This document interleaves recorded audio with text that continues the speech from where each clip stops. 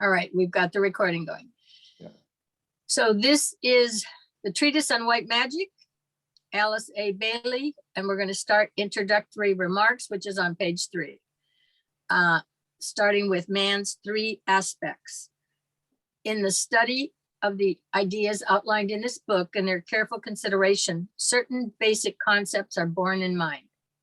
First, that the matter of prime importance to each student is not the fact of a particular teacher's personality, but the measure of truth for which he stands, and the student's power to discriminate between truth, partial truth, and falsity. Second, that with increased esoteric teachings comes increased exoteric responsibility. So esoteric is the more hidden, subtle teachings, if you will, that are not as apparent, but they're more subjective. And the exoteric is the outer world, in this case, responsibility. So that's the difference between the esoteric, that which is hidden in many respects, versus the exoteric, that which is apparent out in the world. Let each student with clarity, therefore, take stock of himself, remembering that understanding comes through the application of the measure of truth, grasped to the immediate problem and environment, and that the consciousness expands through the use of the truth imparted. So, Donnie, there is the answer to your question right there. When you said, how long does it take? He's indicating here that the understanding comes through the application of the measure of truth grasped to the immediate problem. So in other words, you talk, sometimes you're reading about this or you're reading about that in the various books. And then does one really grasp the truth of what was just said? And how does it apply? So the faster you are able to grasp the truth, and that's not really, it's not a race, by the way. I shouldn't even use that term that way. And then use it. Yeah. And yeah. So what he's basically saying is the understanding comes through application of the measure of truth you can get, because 3 people can hear the same thing and they have 3 different responses to it. And that has to do with their own data bank and what's in it. Okay. Or like we've talked about with his books here, you can sit down and you can read this chapter or any other chapter, and you can come back a week later and read the same thing and say, I don't remember reading this. This is not what it said. You know, that's common to most of the people I know, because in the meantime, certain more information regarding whatever that subject matter has been filled in your brain or your consciousness from the symmetry that's always there. There's 2 sides. And if you're putting in this side here, there's another part of your brain that goes to find a more inclusive match. It just happens. Most people, and of course I started with this book 50 years ago. And people, I mean, I had no idea what any of this stuff said. She was reading it and I was listening and I thought, boy, you know, and my body is liking it. I can feel that the energy is moving, but I couldn't have told you from one sentence to the next what it meant. But my mind was happy to hear the information, and it, you know, in time you understand it better, but everybody would come back and say, well, you know, I didn't read that last time. That's not what it said. And it's just that you're now grasping a larger measure of truth after having exposed your mind to the material. So I'm going to go to number 3. Third, that a dynamic adherence to the chosen path, steady perseverance that overcomes and remains unmoved by aught that may eventuate. is a prime requisite and leads to the portal admitting to the kingdom, a dimension, a state of being, which is inwardly and subjectively known. It is this state of realization which produces change in form and environment commensurate with its power. So this one takes time. You just stay steady in your interest and your perseverance, and your awareness and your grasp of truth builds, is what occurs. These three suggestions will merit a close consideration by all, and their significance must be somewhat grasped before further real progress is possible. It's not my function to make individual and personal application of the teachings given. This must be done by each student for himself, and that it is a do-it-yourself program. You're always the one who's responsible. Okay. Nobody's going to really push you except yourself. So you have wisely guarded the teachings from the taint of superimposed authority. And there lies back of your books no esoteric principle of hierarchical authority or support, such as has produced the narrow limits of certain ecclesiastical bodies and groups, differing as widely as the Catholic Church, Christian Science, those who believe in the verbal inspiration of the Spirit, scriptures, and numerous so-called esoteric organizations. The curse of many groups has been the whispered word that those who know wish, the master says, the great ones command, and the group of silly sheep feebly and blindly tumbling over themselves to obey. They think thereby through this misplaced devotion to contact with certain authoritative personages and to get to heaven by some shortcut. And when I was first exposed to this material, that was still very prevalent. This was, there was a split here between the Theosophical Society and Alice Bailey and Duality, the one who contributed this information from large groups who had just been, yes, the master says this, you follow the master, so on and so forth. And he's indicating that's not it. You're on your journey, and it's your journey, and you're the one responsible to it, and you have to be true to yourself. So is that a little bit of what you were talking about, Melissa?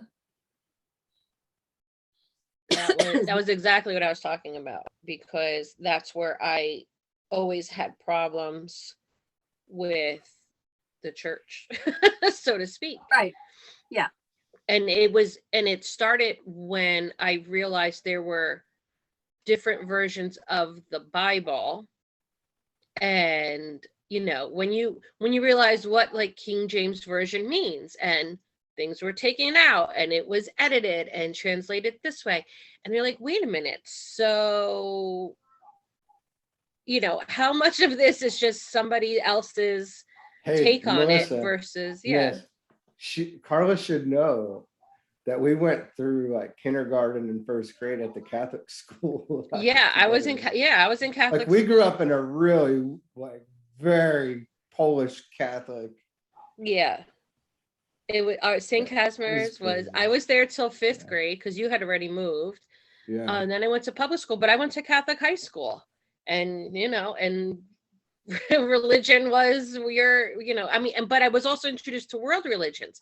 And that's where things were like, wait a minute, if they're teaching this in Catholic school, this doesn't seem right, you know, and then what I did is when I went to college, I made sure some of my like elective courses were about different religions or different ways, and humanities.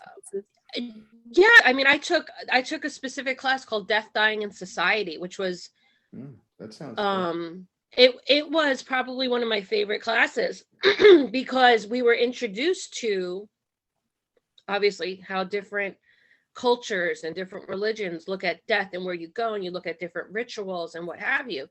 So that was my, that was my real time of, that's when I read Many Lives, Many Masters, and, really like, hey, something's different than just what was in that book that they told us we had to live by, so yeah, that's exactly what I was talking about. And even though it's that young ingrained in your head, you have to follow this, that's the unlearning that has to happen. Yeah, and this one is basically you are to follow what is truly in your head, in your mind, that is your truth, and that is directing you to up this pathway that's there Right. for your own salvation, if you will, if that's a Christian word, that one doesn't need salvation in any respects, but there's a pathway, and there you can follow it, and life changes. Yeah. So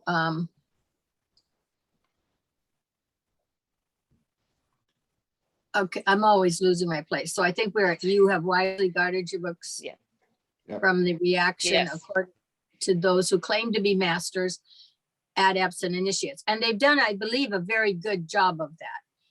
Some people probably get, I'm thinking of groups that I've seen, they certainly have plenty of respect for Duality and Alice Bailey here, but I don't think anybody really is ever trained to worship them or anything like that. The materials here, and he pretty much says, take it or leave it. You don't have to follow what I say.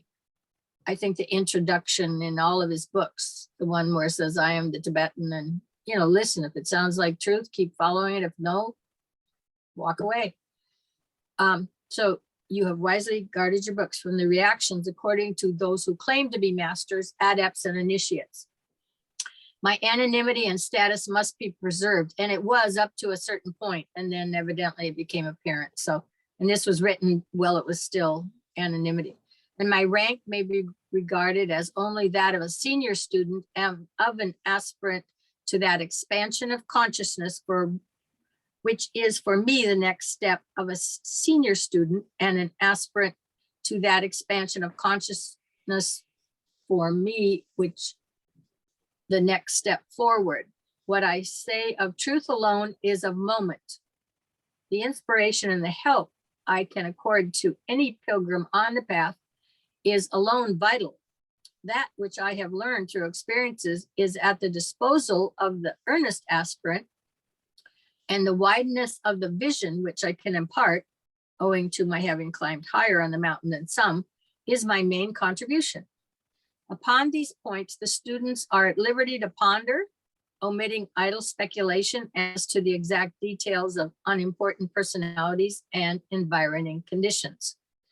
Our theme is to be that of the magic of the soul, and the key thought underlying all that may appear in this book is to be found in the words of the Bhagavad Gita, which runs as follows.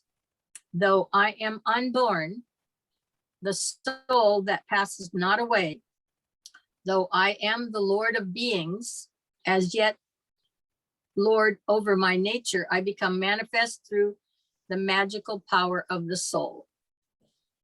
The statistical and academic is necessary basis and a preliminary step for the most scientific study. But in this book, we will center our attention on the life aspect and the practical application of truth to the daily life of the aspirant. A lot of times when I'm speaking, not reading, but speaking, and I talk about life, I will say the capital L life, which means the essence of our life. It's a big L, not a little one. We have all of our little lives that we go through if you follow Many Lives, Many Masters, for example. But there is that life that is always there, that is really the key, that is, I don't want to use the word forever, it implies time. And it's any words we use like eternal or infinite, they all imply some kind of time. And so this one is timeless, if you will. That's the big L, the one that's at the top that sustains it all. So,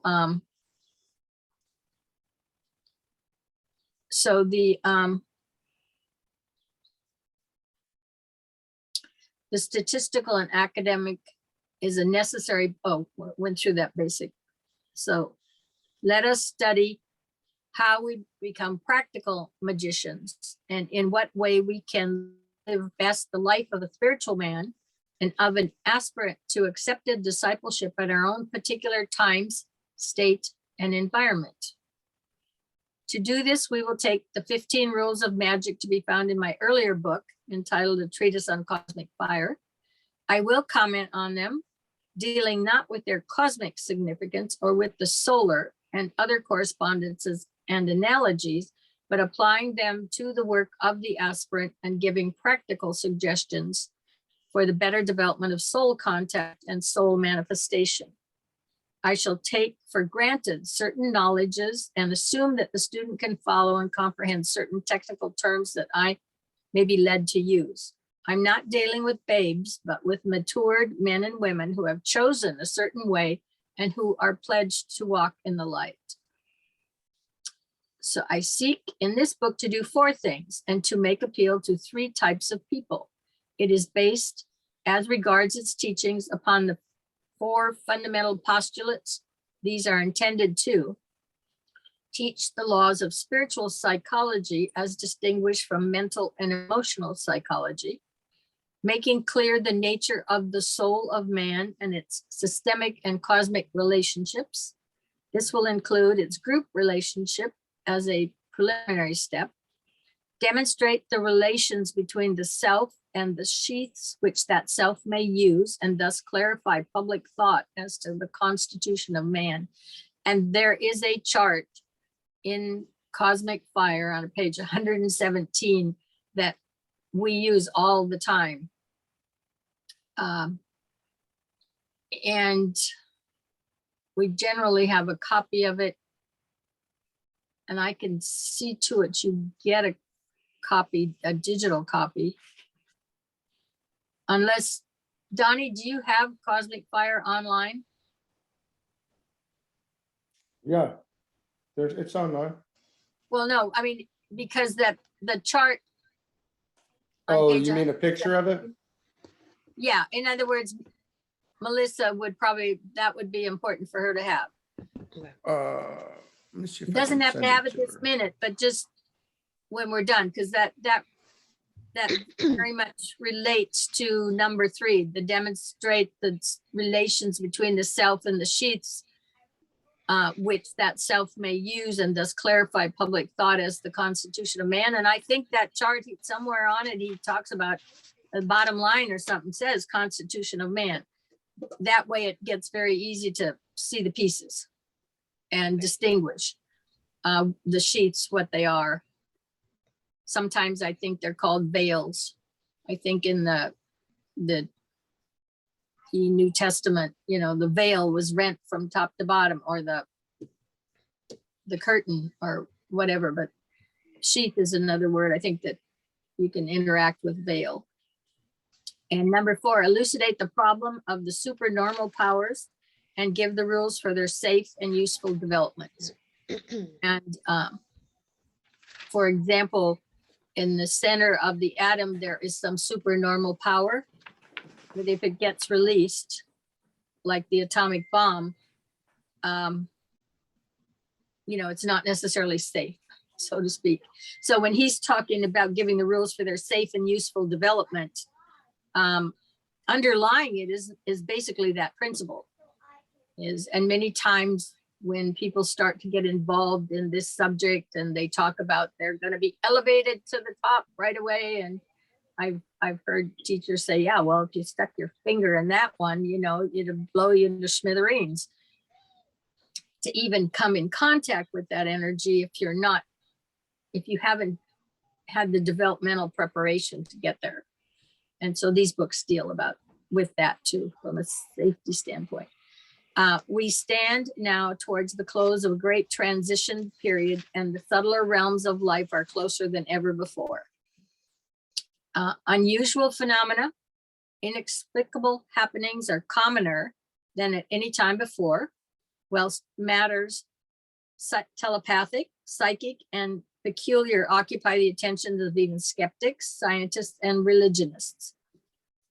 Reasons for the appearance of phenomena are being everywhere sought, and societies are formed for their investigation and demonstration.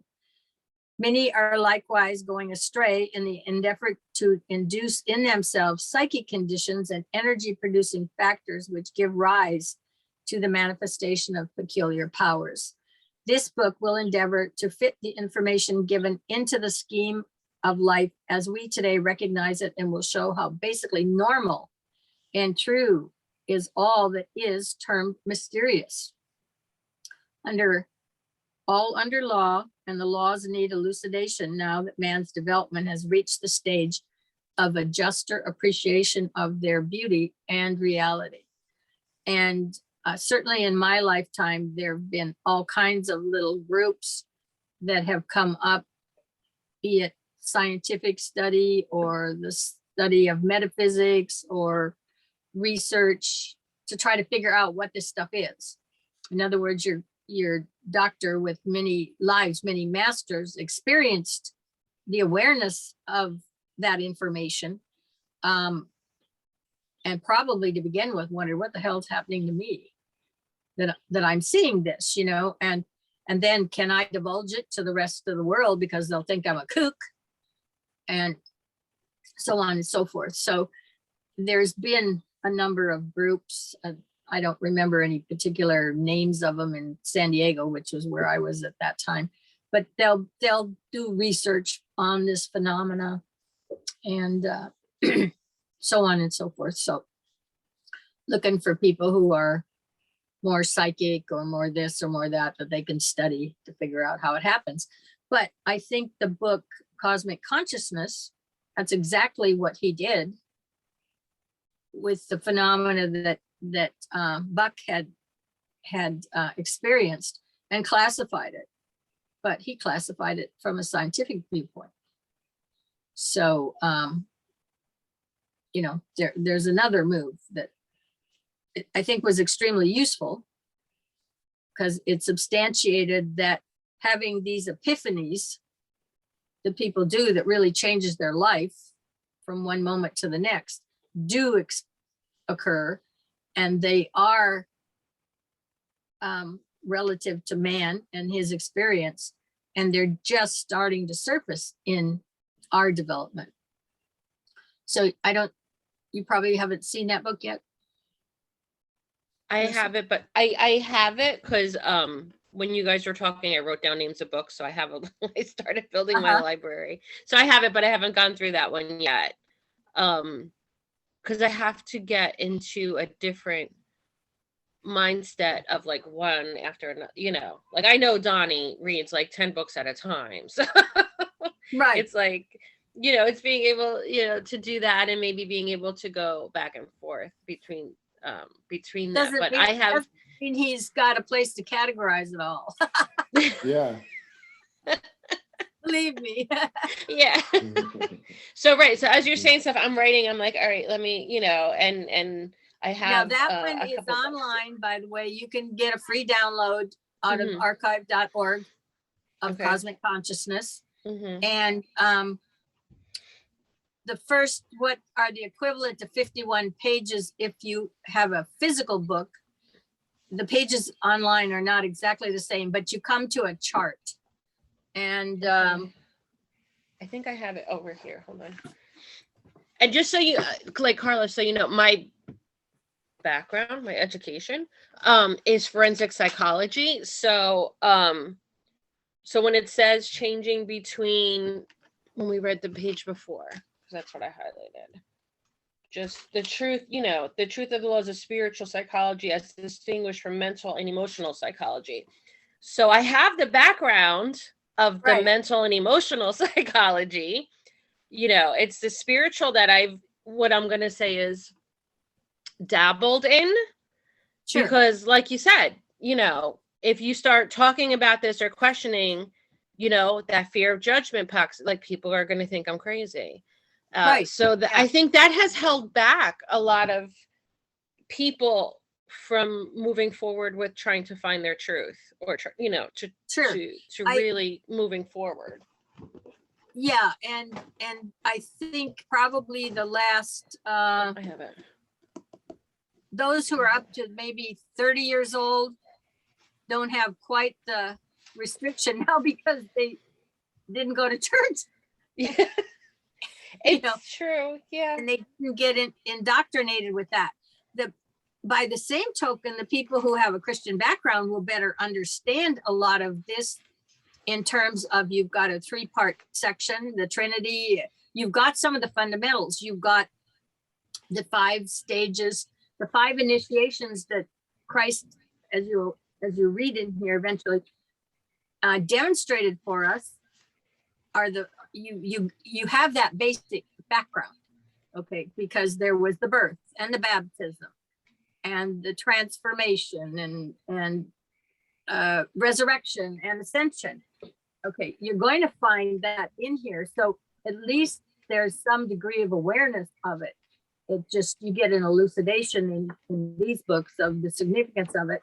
And I mean, I understand that 2,000 years ago, I mean, there's no way that you could have talked to the people there about the quantum and your interaction with the quantum. Yeah. They're just not ready. It's, you couldn't bring it to a scientific realm that, I mean, look at the. Well, right. It's always been, because part of it has always been this, that this weird, like, oh, there's a separation between religion and science, but there really isn't. No, one just leads to the other. Yeah. Yeah. In actuality, the religion was created in the age of Pisces, and now I'm talking about an age that's like 2,600 years long. We're just coming out of that to the age of Aquarius, which is mental, but also that was demonstrated during, and the age of Pisces is astral plane material. So it's emotional. It's all relative to emotion and feeling. So the feelings of love and so on and so forth were imbued and could come down to that level. But now we are moving up a level into at least the lower mental. And so now where the age of Pisces, you just had to believe. In the age of Aquarius, you will know. Mm. So the demonstration will be that what you had to just believe in that age, now you're going to understand the workings of it. You'll understand why there were miracles. You'll understand why somebody could be brought back from the dead, because you'll have it all, the understanding developed over this next age of how all that happened within the law that he's talking about here. In other words, the laws, but the laws of the spiritual realm that are there, but we just haven't explored yet and haven't become consciously aware of. And that's what this next age will bring, is the knowing instead of just having to have belief. And then it's also going to be the responsibility gets posited with the individual. Nobody else is going to save them all. You save yourself. So in your own time. Yeah. I have the cosmic consciousness. Is it the chart you're talking about? Is it the psychogenesis of man? Yes, on 51. Okay. And yeah. because mine is on 43. Oh, okay. Is that the as right? long as you got it. And see at the very bottom, they talk about that cosmic consciousness, the age it appears approximately, and it is absent in all but one of the many millions of people. It is just dawning on as a faculty in the race, and it is at this point peculiar to man and only present few seconds to a few hours in any case, then it passes away all by itself. But at the very end of the book, the people, or close to the end, he's got all these, well, actually, in mine, it's more in the early 300s. He's got stories about everybody who he felt had accomplished this throughout history. But he also ran around with Walt Whitman. So Walt Whitman had a group, and some of those people have had some of those experiences and were asked if they would to write about them. These are the ones where he's got them under an initial because they're still alive. So there's some true stories from the people, from their own words, and that is also substantiating that it does come to man and it's starting to show up. And some of the other books of DKs, when you get to the rays and initiations, definitively work with better understanding those experiences and different graduated levels of those experiences that man, for the most part, experiences in his journey upward. If I use linear, so it shows that way. But the division, the 7 levels with the 7 sub-levels of man, is in Cosmic Fire on page 117. Okay. I sent that to you. Yeah, Okay. and that will be a fundamental foundation a lot of times when we're describing something. Because you Okay. can pinpoint exactly which point we're talking about. I sent it to your messenger. Okay. It's okay, because we're not going to really go over it right now, but just.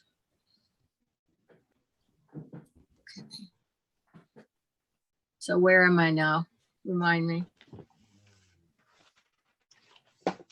Is this the 4 things? We stand now. Are we down there? Okay.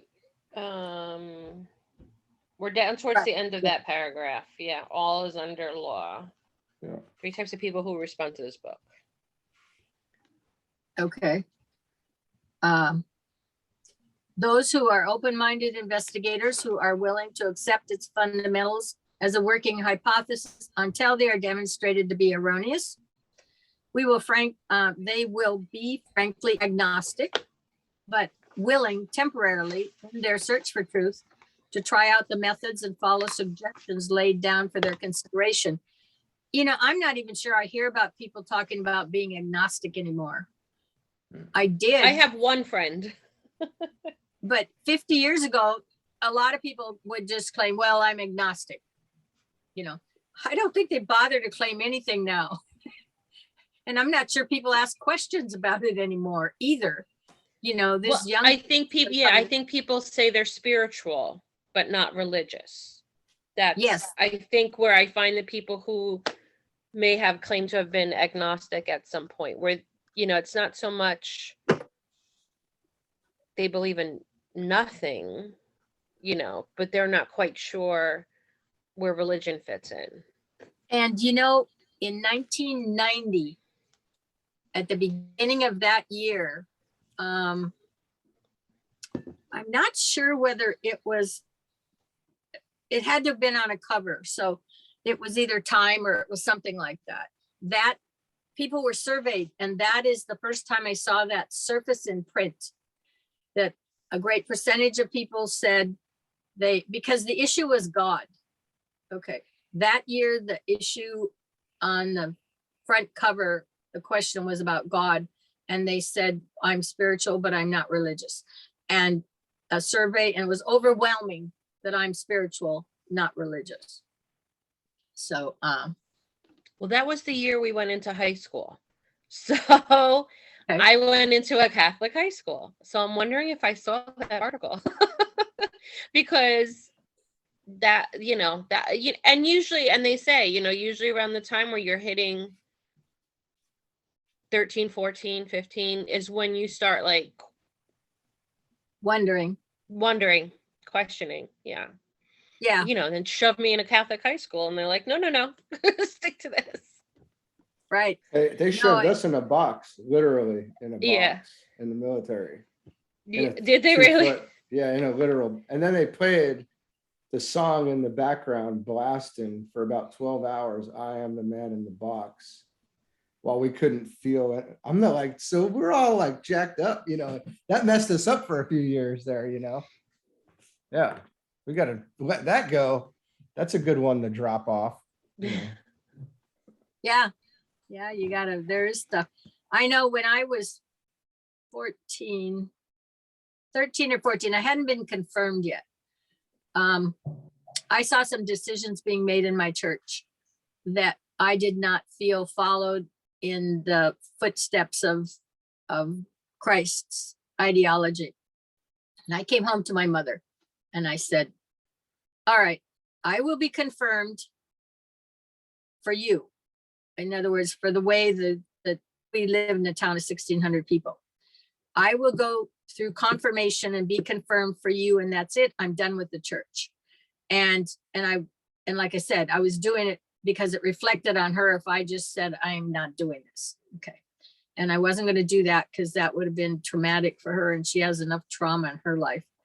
So, but I was very upset because one of the church board members had made decisions that I just saw were not following in the lines of the Christian philosophy that I'd been brought up with, and just said, I don't want to be in line with you with this because, it's gone off the rails kind of thing. And that's about the age where you first confront whether you're hanging in there with what you've been brought up with, or are you going to take a turn? Yeah, and I think and then they make you do confirmation as a way of reinitiating you into the church. Yeah, that's how I see confirmation, is like they're saying, oh, you're old enough to decide that this is what you want, but at the same time, right, except I just, you're not. I just said to her, hey, I'm doing this for you. I'm not doing it for me. I'm doing it for you, but I'm done. I've pulled my true allegiance out of this scenario at that point. And then you go on and realize boys are out there, and anyway. But I think that's what happens though, because I stopped going to church regularly because I didn't have to anymore after I made confirmation. In grammar school, you had to show up to 9:15 mass. It was almost part of your, it was almost part of it, which, yeah. But I was in a very benign church too. They didn't do much damage. There was no hell and brimstones or nothing like that. We never got that. So, but after that, and then I was lit the candles on the altar. So I had to go to church then. I never liked church. It's too serious for me. So yeah, I don't even like, I send my, and it's funny when you say like you do it for others, which is true. Like, my younger brother got married first, right, Donnie? And so he did not get married in a church, which my mother was flipped out about. She had such a hard time with that. But they found somebody to have the ceremony who was one of those people who are ordained as priests, but they're, they were married first, but then became a priest after, but they, he was still married. So that was okay. So I had a full mass for my wedding, and it was in our church and whatnot. But now that my daughter is at that age, we put her in Sunday school. We weren't going to, I don't even know. My husband's like, it's kind of like one of those, his mom's still alive, so let's do it situations. But I don't force her to go to church. I'm like, for what? She's sick. She's not, she was playing rock, paper, scissors with her friend during the first time we went to mass. I'm like, forget, we're not doing the church thing, but I'll let her go and get a basic understanding of what it is. But they need some foundation. They need to know it's there. you Yeah. know. I think if they let me wear my sweatpants, I would have been a lot better. I never liked those shoes. They were never comfortable. on my Right. We feet. have, Sorry. well, I now think- kids show up in their pajamas, Donnie. You Well, should at least see they're them. going, They're you in know, they're like probably happy. jammies and flip flops. We had, That's yeah, what I'm in.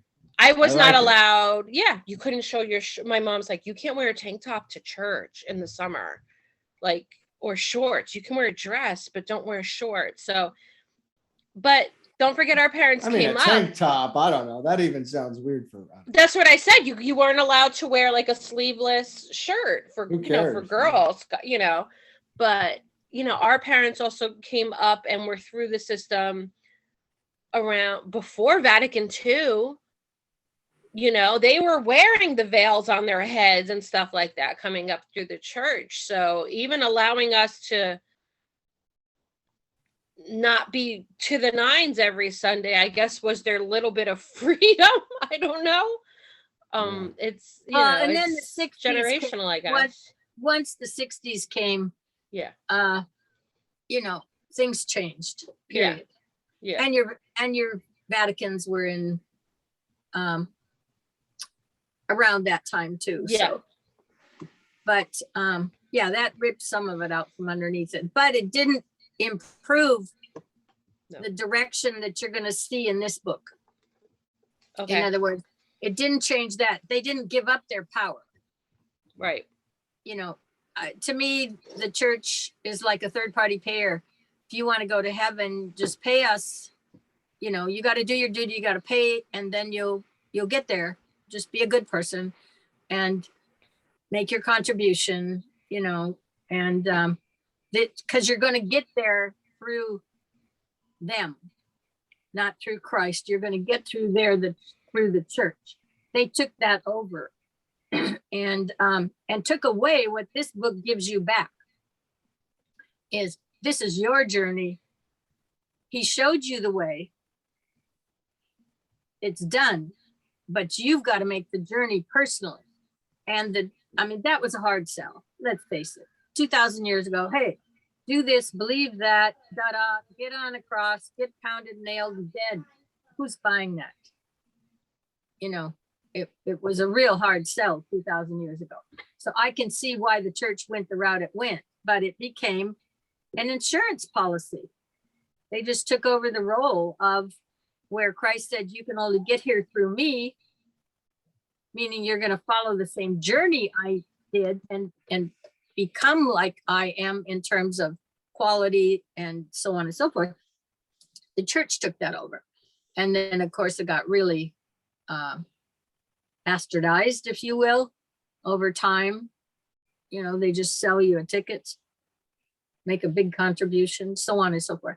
So this material brings you back to, all right, here's what he did. This is basically how he did it. You have a choice. You can follow whatever. Ultimately, you all get there, but some like to fast track it a little. And for ones who want to fast track a little, this material has some interesting information. So, but there is no way in the first, second, third centuries you could really push the process of getting up there and getting pounded on a cross, you know, and buying it as a way to live. So, and when we realized that for the most part, for the last 2,000 years, the general populace has not even been involved with the information in those Bibles. It isn't that many centuries that it's been free for people to have. It never was. The Victorian age given us what we've got now. Prior to that, I mean, they were running wild out there. Well, and part of it is too, is if you keep your people ignorant, they don't know how to read. Right. How can they think for themselves, you know? So it's the best to keep them uneducated is the easiest way for someone to keep their power over those people. I mean, it's still true today. Yeah, you know, for sure. Okay, so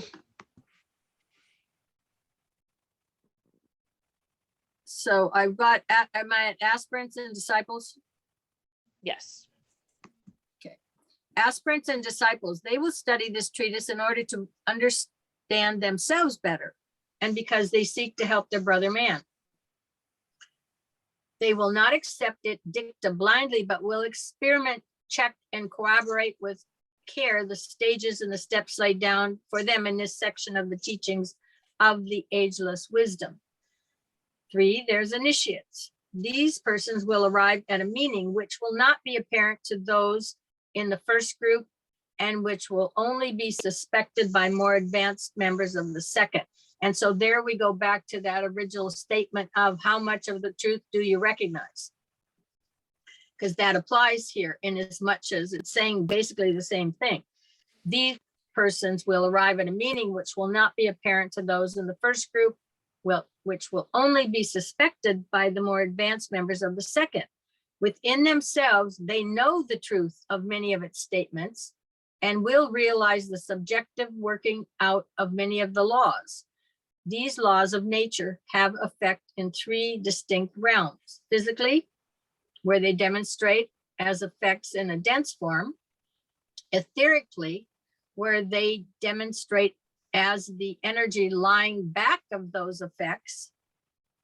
And mentally, where they concern the impulses which produce the other 2.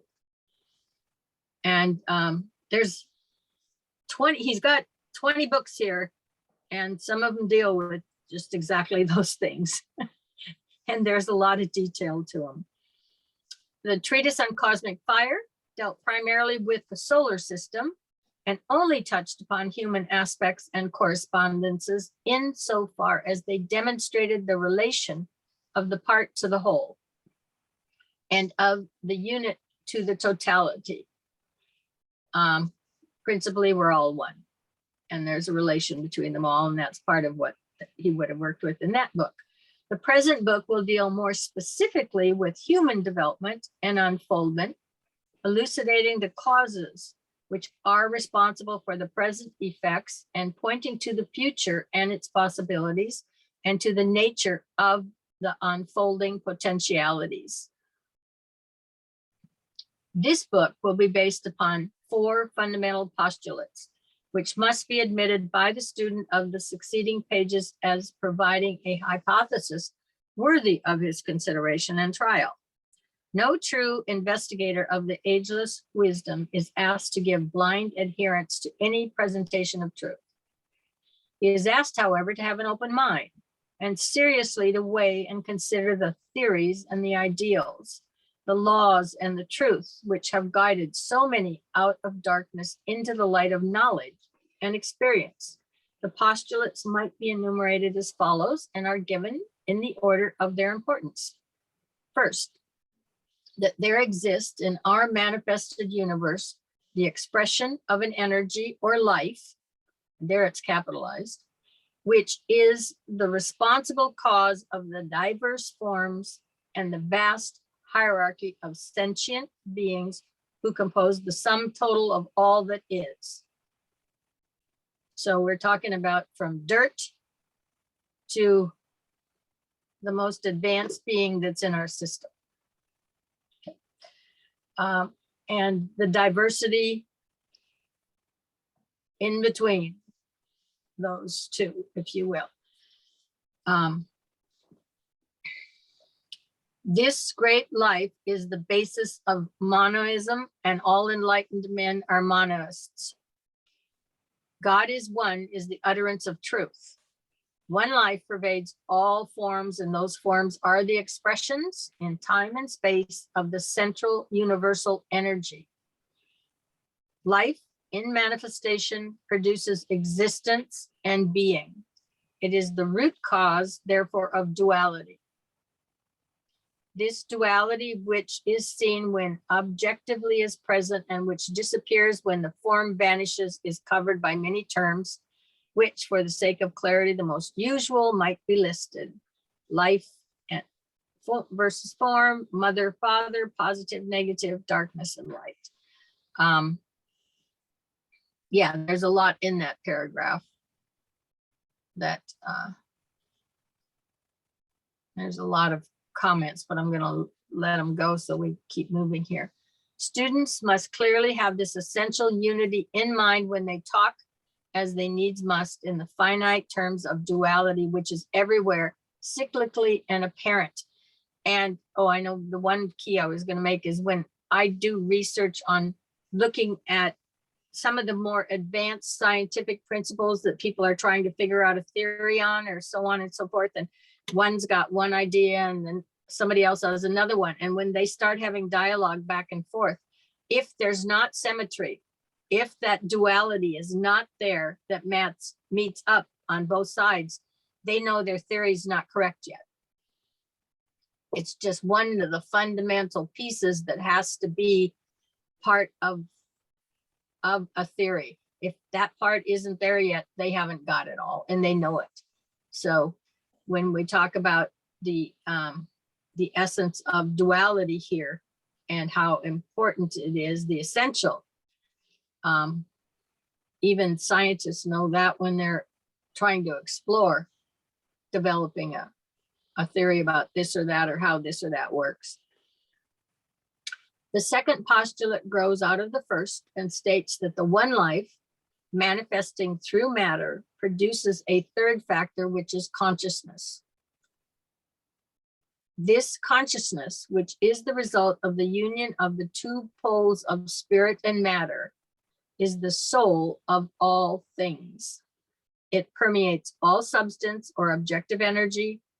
It underlies all forms, whether it be the form of that unity of energy, which we call an atom, or the form of a man, a planet, or a solar system.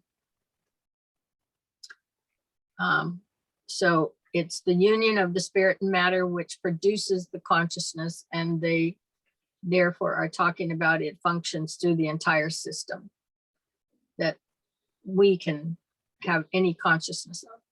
This is the theory of self-determination, or the teaching that all lives of which the one life is formed in their sphere and in their state of being become, so to speak, grounded in matter and assume forms whereby their peculiar specific state of consciousness may be realized and their vibration is stabilized. Thus they may know themselves as existences. Thus again, the one life becomes a stabilized and conscious entity through the medium of a solar system, and is essentially, therefore, the sum total of energies of all states of consciousness and of all forms in existence. The homogeneous becomes the heterogeneous, and yet remains a unity. The one manifests in diversity and yet is unchanged. The central unity is known in time and space as composite and differentiated, and yet when time and space are not, but being states of consciousness, only the unity will remain and only spirit will persist, plus an increased vibratory action, plus capacity for an intensification of light, when again the cycle of manifestation returns.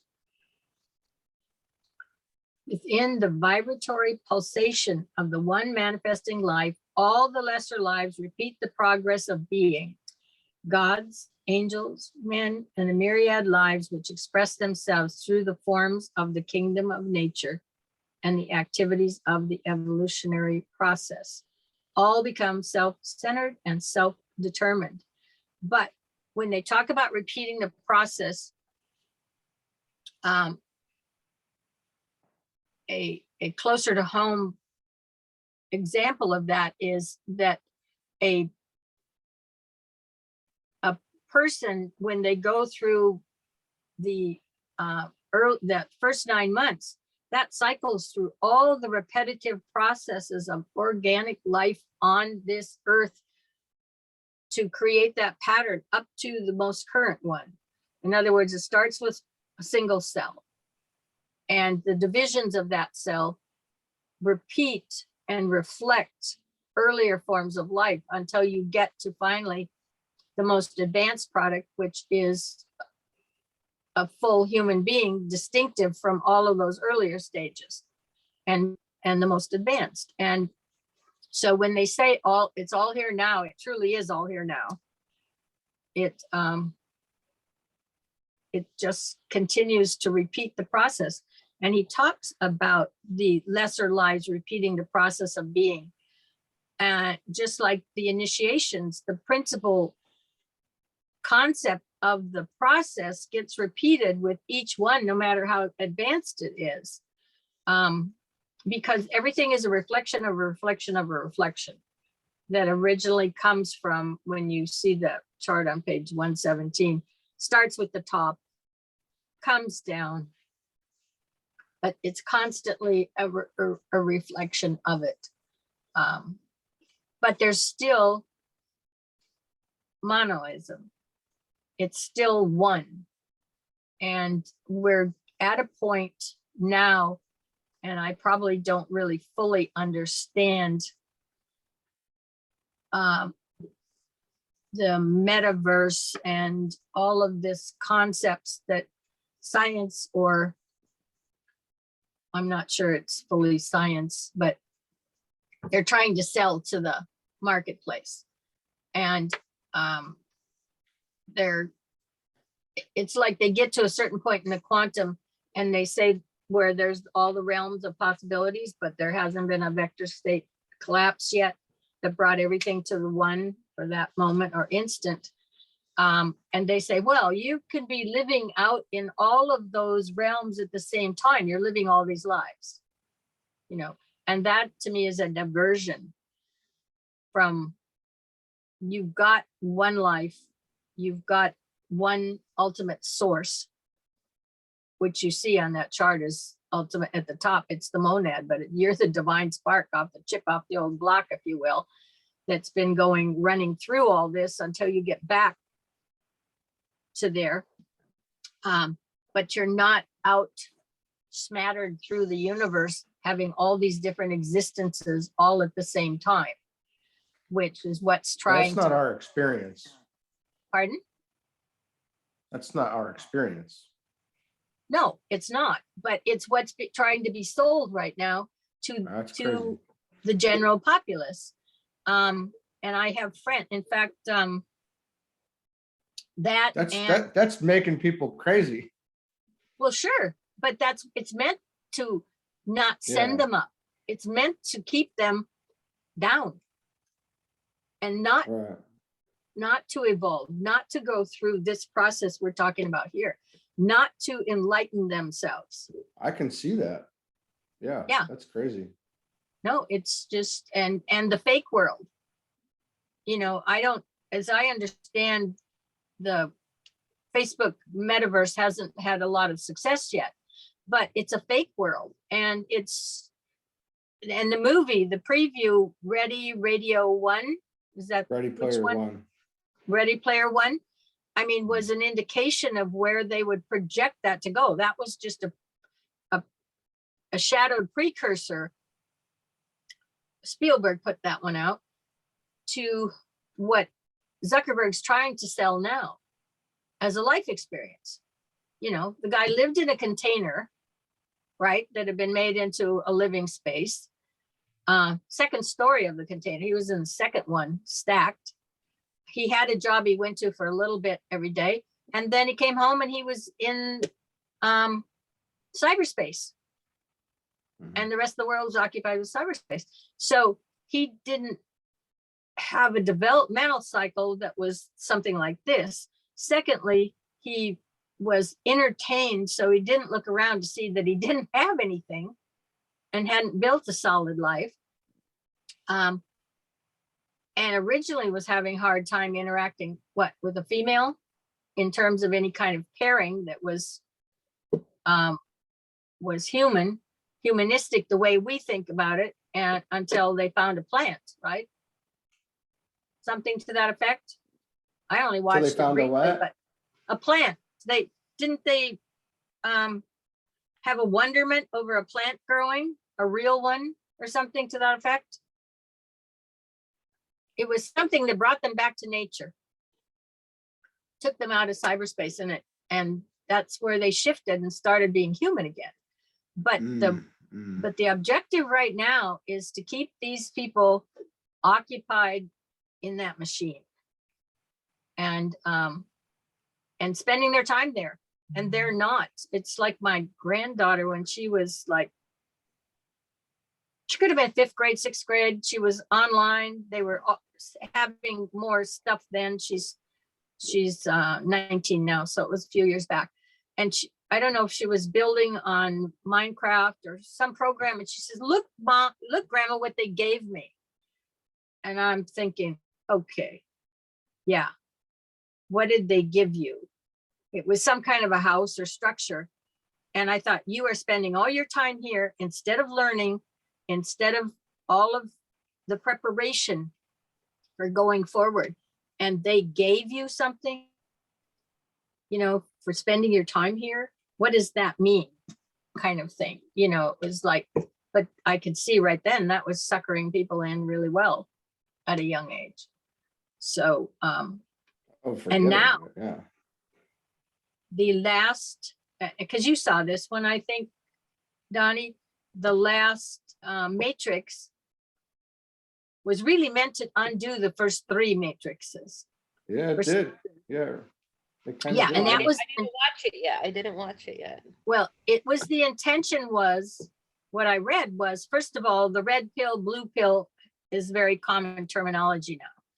And the people who wrote it were pissed that the red pill was being adopted by the side that described themselves as the red pill. Okay. The Trumpers or whatever, that whole group. So they wanted to create a movie which really undid their first 3 to break up that whole pattern that the Matrix had created. And but a couple of people who watched it said, oh, well, it had some really good ideas, you know, because you put the what did it do? Did it create, I mean, I know right now they want to start putting chips in people, and they just say that humans can't advance fast enough to live in this society. So we're going to have to give them chips and the plans they have for soldiers. I mean, you couldn't come back and live a human life after what they have planned to do to the physical bodies of soldiers. So the comment was from some rather reasonably intelligent people, supposedly, that, well, that was good because humanity can evolve. And then they also made machines who had some qualities like humans. So the machines could even evolve, meaning taking this spiritual trip. And I'm saying, you know, you've been sucked in, you know, it's the organic nature of everything that's on this planet that's a part of it. Okay. And it's not that the metals and the elements aren't organic in nature, but making a computer program and plugging it into your head in a chip, or deciding that you're going to put your brain, somehow transfer all the knowledge of your brain into a computer, and you've got enough technology now to keep replacing the physical parts when they go old, so you can live forever and lend yourself, you know, will yourself your own money. Is, I mean, that's what's happening up in Silicon Valley. That's their ideas. That's what they want to do. Is not the growth pattern for this planet. Sorry.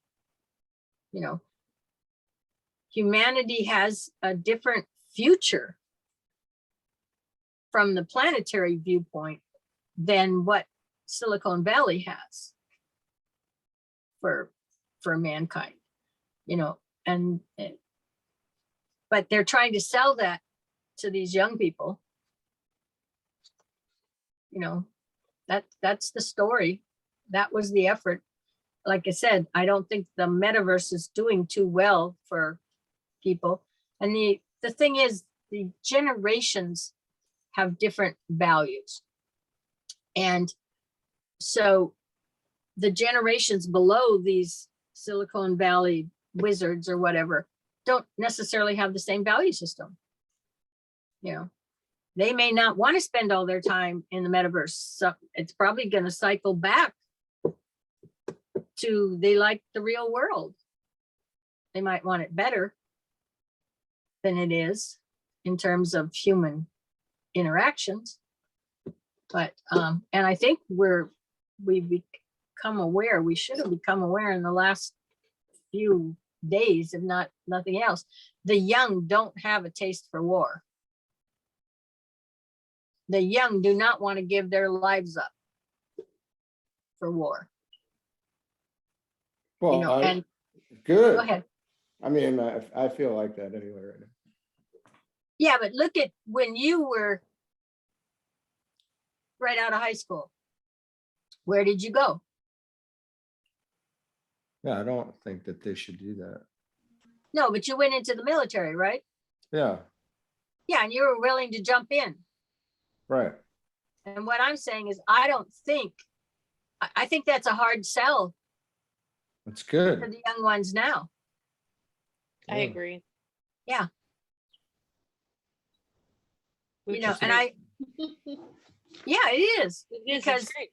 They are probably one of the reasons is underneath it all, they understand their fundamental unity with everybody else.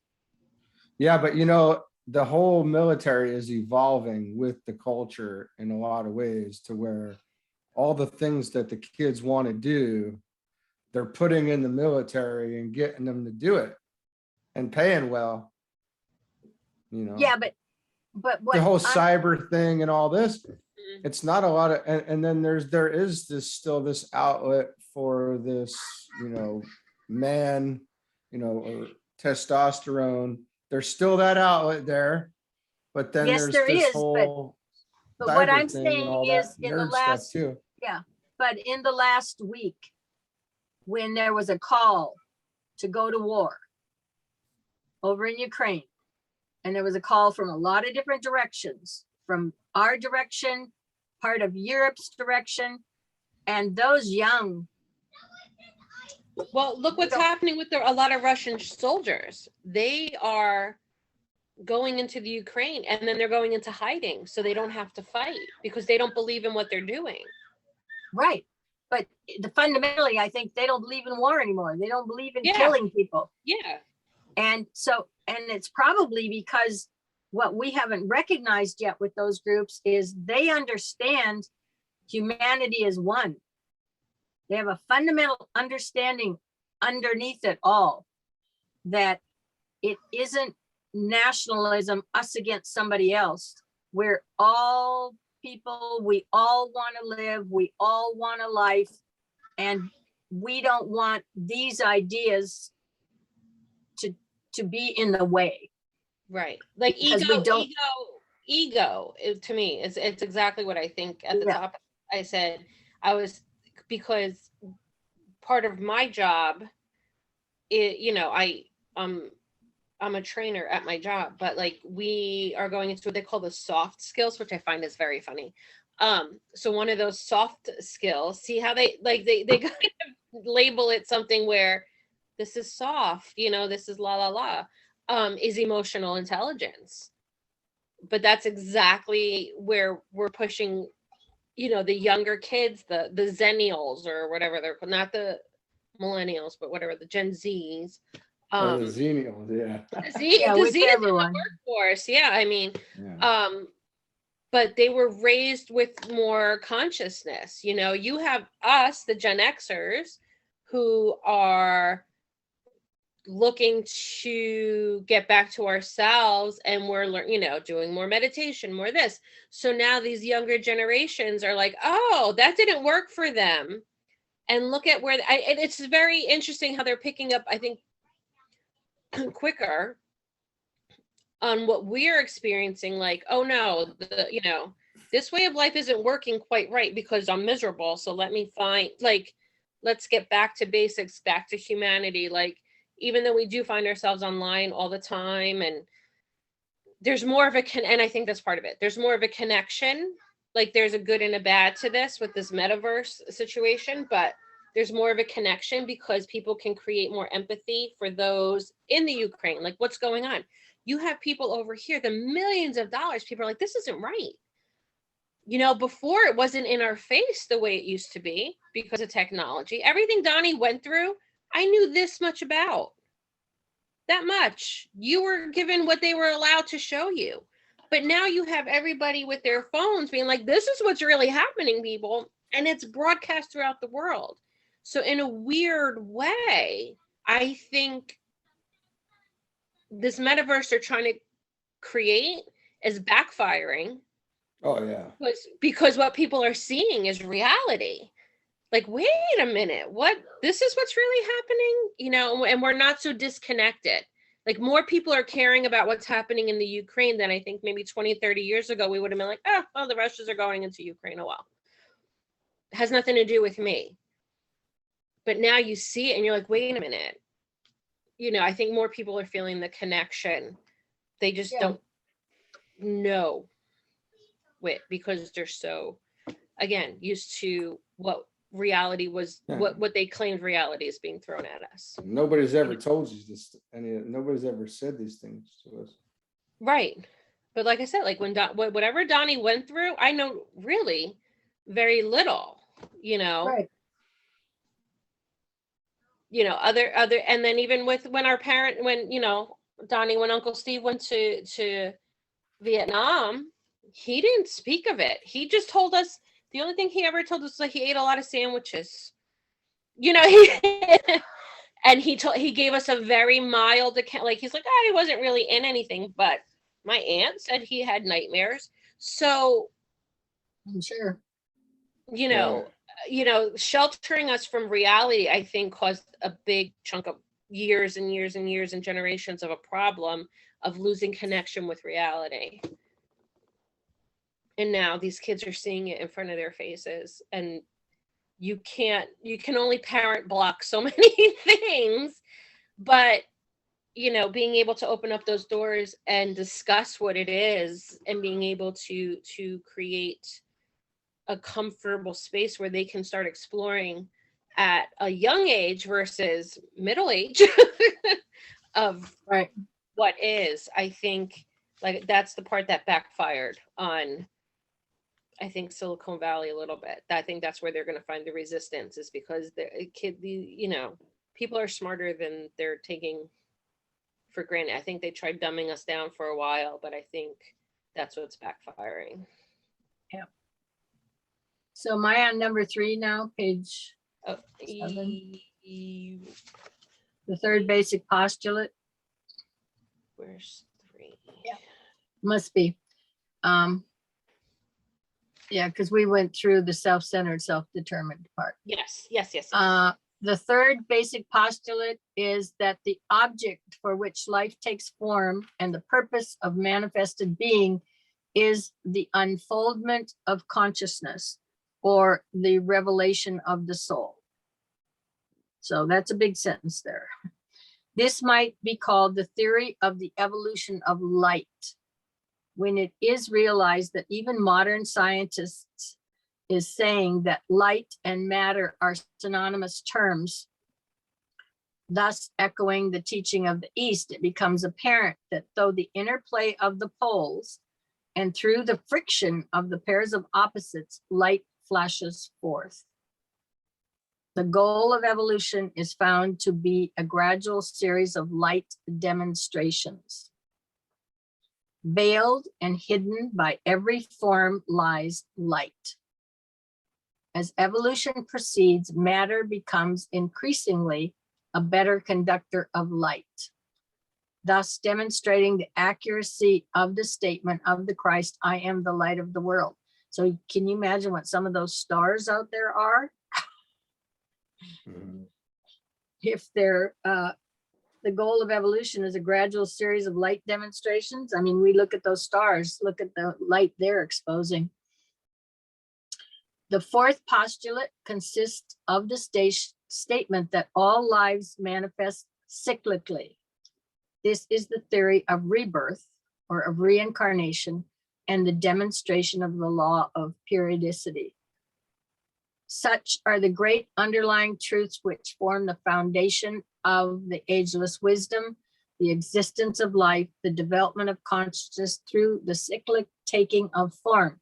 And of course, that did not fit into the way Christianity was practiced in the last 2,000 years, because basically they never focused on the fact that you got a number of shots at it. You know, as far as, I mean, they would have never been able to control man if that awareness had been out there that, hey, if you don't make it this time or you don't gain everything you wanted, you know, there's another round coming. Because then Yeah, that why was would, the point. That was the point that hit home with me when I found out that that used to be in the Bible, that there was a section on rebirth, reincarnation. And that's where I was like, that was part of those. Yeah. Yeah. in this book, however, the emphasis will be laid upon the little life, upon man made in the image of God, who, through the method of reincarnation, unfolds his consciousness until it flowers forth as the perfected soul, whose nature is light and whose realization is that of a self-conscious identity. This developed unit has eventually to be merged with full intelligent participation in the greater consciousness of which it is a part. And in one of the other books, he talks about the goal is for you to be a fully conscious unit in the planet. In other words, we're planetary issue. You know, we are organic part of this planet, but that our purpose is to become a fully conscious unit or cell, if you will, in the planet itself. Before we take up our subject, it might be of value if we define certain words which will be constant use so that we will know what we're talking about and the significance of the terms we use. Occult. This term concerns the hidden forces of being and those springs of conduct which produce the objective manifestation. The word conduct is used here deliberately for all manifestation in all kingdoms of nature, is the expression of the life and the purpose and type of activity of some being or some existence, and thus is literally the conduct or the outer nature or quality of a life. These springs of action lie hid in the purpose of any life, whether it be a solar life, a planetary entity, a man, or that being who is the sum total of the states of consciousness and forms of any kingdom in nature. The laws. A law presupposes a superior being who, gifted with purpose and aided by intelligence, is so coordinating his forces that a plan is being sequentially and steadily matured. Through a clear knowledge of the goal, the entity sets in activity those steps and stages which, when carried forward in order, will bring the plan to perfection. The word law, as usually understood, conveys the idea of subjection to an activity which is recognized as inexorable and undeviating, but which is not understood by the one who is subjected to it. It involves, from one standpoint, the attitude of the submersed unit in the group impulse and the inability of that unit to change the impulse or evade the issue. It inevitably brings about in the consciousness of the man who is considering these laws a feeling of being a victim, of being driven forward like a leaf before the breeze towards an end about which speculation only is possible, and of being governed by a force which acts apparently with an unavoidable pressure and produces group results at the expense of the unit. This attitude of mind is inevitable until the consciousness of man can be so expanded that he becomes aware of the greater issues. Then, through contact with his own higher self, he participates in the knowledge of the objective. And when through climbing the mountain of vision, his perspective changes and his horizon enlarges, he comes to the realization that a law is but a spiritual impulse, incentive, and life manifestation of that being in which he lives and moves. He learns that that impulse demonstrates an intelligent purpose, wisely directed, based on love. He then himself begins to wield the law, or to pass wisely, lovingly, and intelligently through himself as much of that spiritual life impulse which his particular organism can respond to, transmit, and utilize. He ceases to obstruct and begins to transfer energy. In doing so, he finds that the law, which he has hated and mistrusted, is the vitalizing, purifying agency which is sweeping him and all God's creatures on to a glorious consummation. Well, there was a lot in that one. Yeah.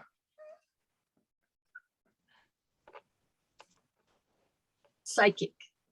There are two types of the above force and manifestation as far as human kingdom is concerned, and these must be clearly grasped. There is the force which animates the subhuman kingdoms in nature, the ensouling energy which, brought into conjunction with the energy of matter and self, produces all forms. The effect of this junction is to add to the embryo intelligence of substance itself a latent sentiency and responsiveness that produces that subject of something we call the animal soul. This exists in 4 degrees or states of sentient awareness. There's the consciousness of the mineral kingdom, the consciousness of the vegetable kingdom, the consciousness of the animal kingdom, and the consciousness of the animal form through which the spiritual man functions, which after all is but a department of the former group in its highest presentation. Secondly, there is that psychic force, which is the result of the union of spirit with sentient matter in the human kingdom, and which produces a psychic center, which we call the soul of man.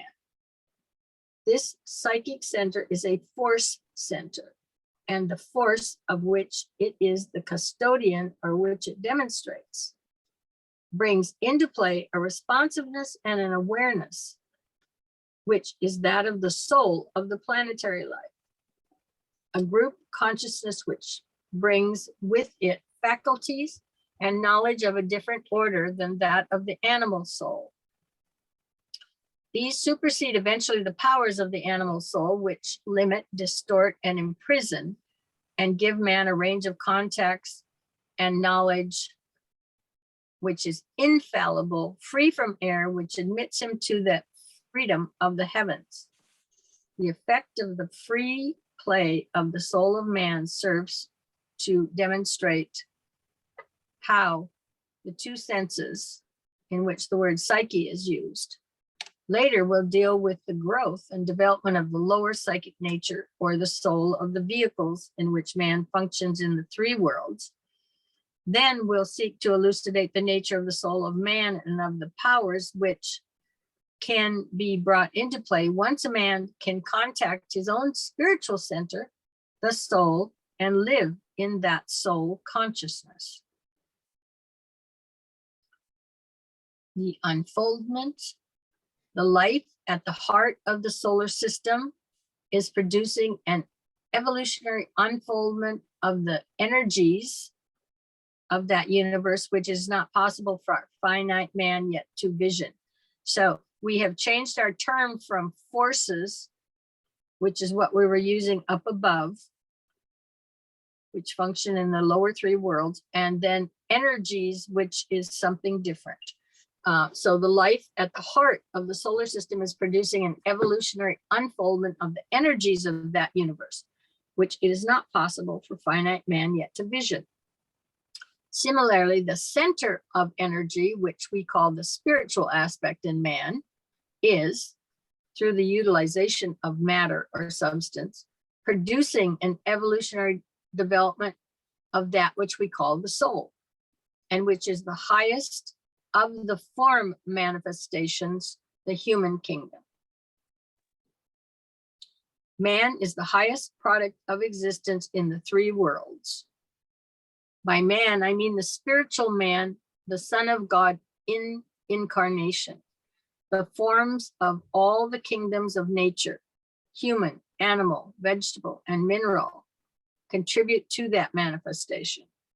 The energy of the third aspect of divinity tends to the revelation of the soul, or the second aspect, which in turn reveals the highest. It must ever be remembered that the secret doctrine of HPB expresses this with accuracy in the words, life we took upon as the one form of existence manifesting in what is called matter, or what incorrectly, separating them, we name spirit, soul, and matter in man. Matter is the vehicle for the manifestation of soul on this plane of existence, and the soul is the higher vehicle on a higher plane for the manifestation of spirit. And these three are a trinity synthesized by life, which pervades them all. So the use of matter, through the use of matter, the soul unfolds and finds its climax in the soul of man. And this treatise will concern itself with the unfoldment of that soul and its discovery by man. So, anybody got a comment? A lot of material here. 5, knowledge might be divided into 3 categories. First of all, there's theoretical knowledge. This includes all knowledge of which man is aware, but which is accepted by him on the statements of other people and by the specialists in the various branches of knowledge. It is found on authoritative statements and has in it the element of trust in the writers and the speakers, and in the trained intelligence of the workers in any of the many varied fields of thought. The truths accepted as such have not been formulated or verified by the ones who accepts them, lacking as he does the necessary training and equipment. The dicta of science, the theologies of religion, and the findings of the philosophers and thinkers everywhere color the point of view and meet with ready acquiescence from the untrained mind, and that is the average mind.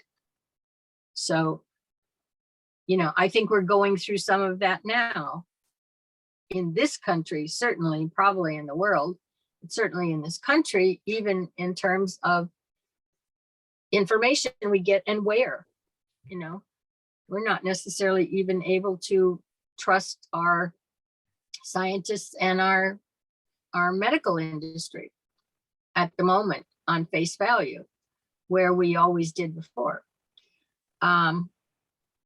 Then secondly, we have discriminative knowledge, which has in it a selective quality and which posits the intelligent appreciation and practical application of the more specifically scientific method and the utilization of test, the elimination of that which cannot be proven, and the isolation of those factors which will bear investigation and are in conformity with what is understood as law.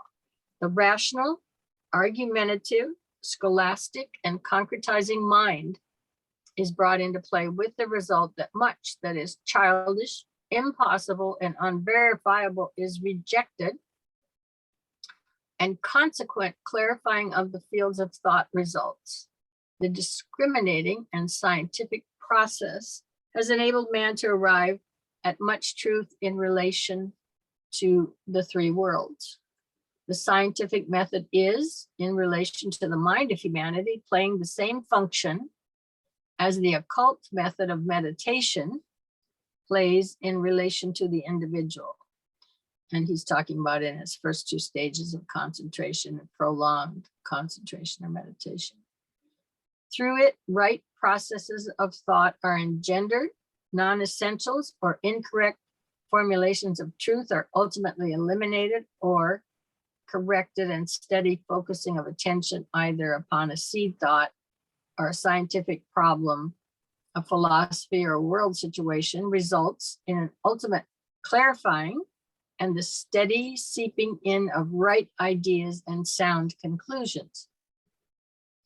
The foremost thinkers in any of the great schools of thought are simply exponents of occult meditation and the brilliant discoveries of science, the correct interpretations of nature's laws, and the formulation of correct conclusions, whether in the field of science, economics, philosophy, psychology, or elsewhere, is but the registering by the mind and subsequently the brain of the eternal verities, and the indication that the race is beginning also to bridge the gap between the objective and the subjective, between the world of form and the world of ideas.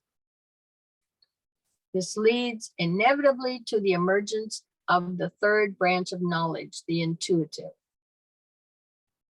The intuition is in reality only the appreciation by the mind of some factor in creation, some law of manifestation, and some aspect of truth, known by the soul, emanating from the world of ideas, and being of the nature of those energies which produce all that is known and seen.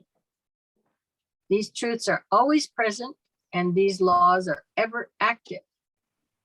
But only as the mind is trained and developed, focused, and open-minded can they be recognized, later understood, and finally adjusted to the needs and the demands of the cycle and time. Those who have thus trained the mind in the art of clear thinking, the focusing of the attention, and the consequent receptivity to truth have always been with us, but hitherto have been few and far between. They are the outstanding minds of the ages, but now they are many and increasingly found. The minds of the race are in process of training, and many are hovering on the borders of a new knowledge. The intuition, which guides all advanced thinkers into the newer fields of learning, is but the forerunner of that omniscience which characterizes the soul. The truth about all things exists, and we call it omniscience, infallibility, the correct knowledge of the Hindu philosophy. When a man grasps a fragment of it and absorbs it into racial consciousness, we call it the formulation of a law, a discovery of one or other of nature's processes. Hitherto, it has been a slow, piecemeal undertaking. Later, and before so very long, light will pour in, truth will be revealed, and the race will enter upon its heritage, the heritage of the soul. In some of our considerations, speculation must perforce enter. Those who see a vision that is withheld from those lacking the necessary equipment for its apprehension are regarded as fanciful and unreliable. When many see the vision, its possibility is admitted, but when humanity itself has the awakened and open eye, the vision is no longer emphasized, but a fact is stated and a law enunciated. Such has been the history of the past, and such will be the process in the future. The purely speculative from the standpoint of average man, and the future is equally so, but he himself is the result of that past, and the future will work out of the sum total of his present characteristics and qualities. If this is true of the individual, it is then also equally true of mankind as a whole. The unit in nature, which we call the fourth human kingdom, represents that which is the product of its physical heritage.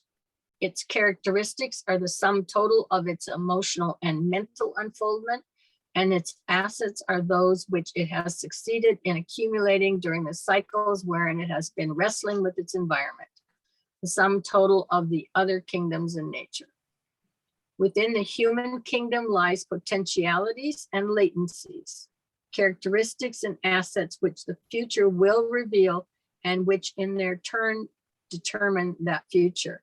And part of Cosmic Fire elucidates a little bit about some of those potentialities and latencies and characteristics and assets. You know, they will talk about it. And the book Twin Dimensions is the one that talks about the developmental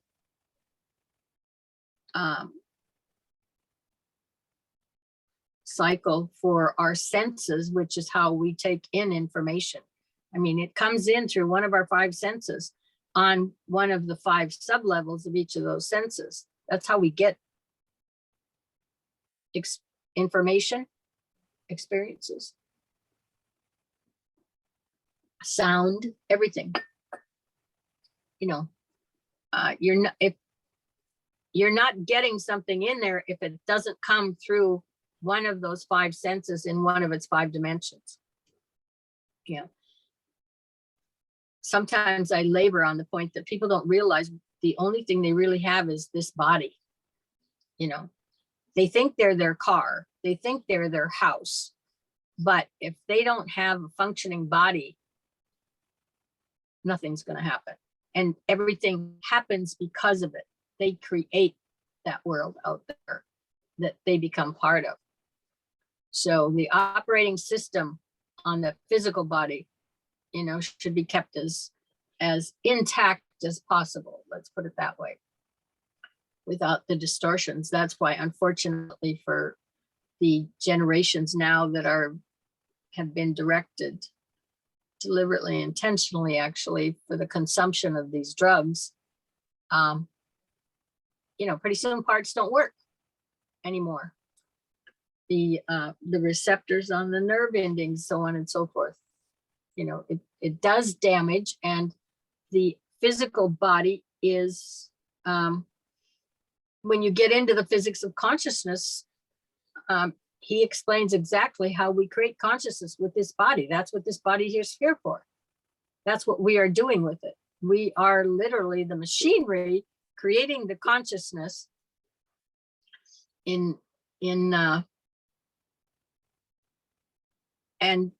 we're the workers doing that.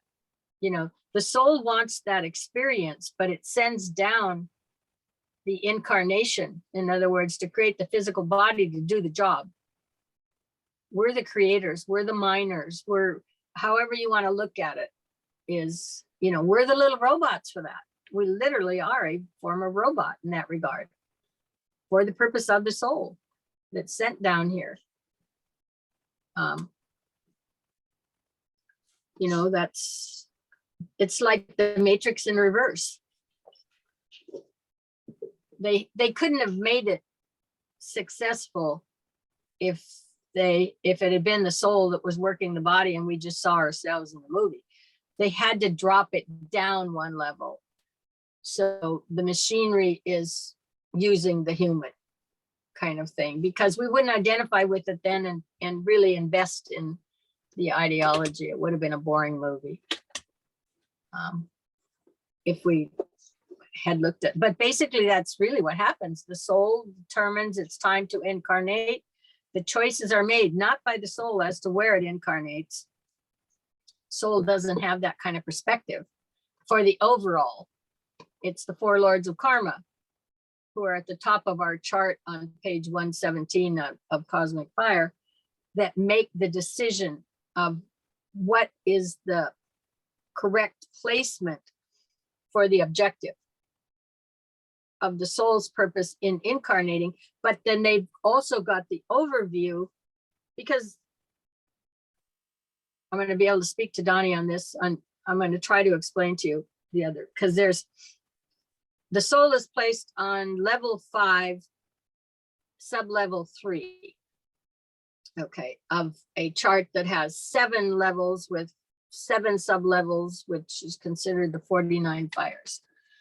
So it can't have the perspective of what's appropriate for the entire 7 levels, 7 sub-levels. The soul doesn't, because it's way down here. So it's not the one who determines where you're placed for the purpose. It's the ones at the top, because it's not only placed for your purpose, but you're part of of this planet, and it's for the ultimate purpose of the planet. So, so anyway, I know, why did I get off on that tangent? Somewhere in here, it talks about the incarnations, but we're part of something much bigger and much grander, is what it turns out to be.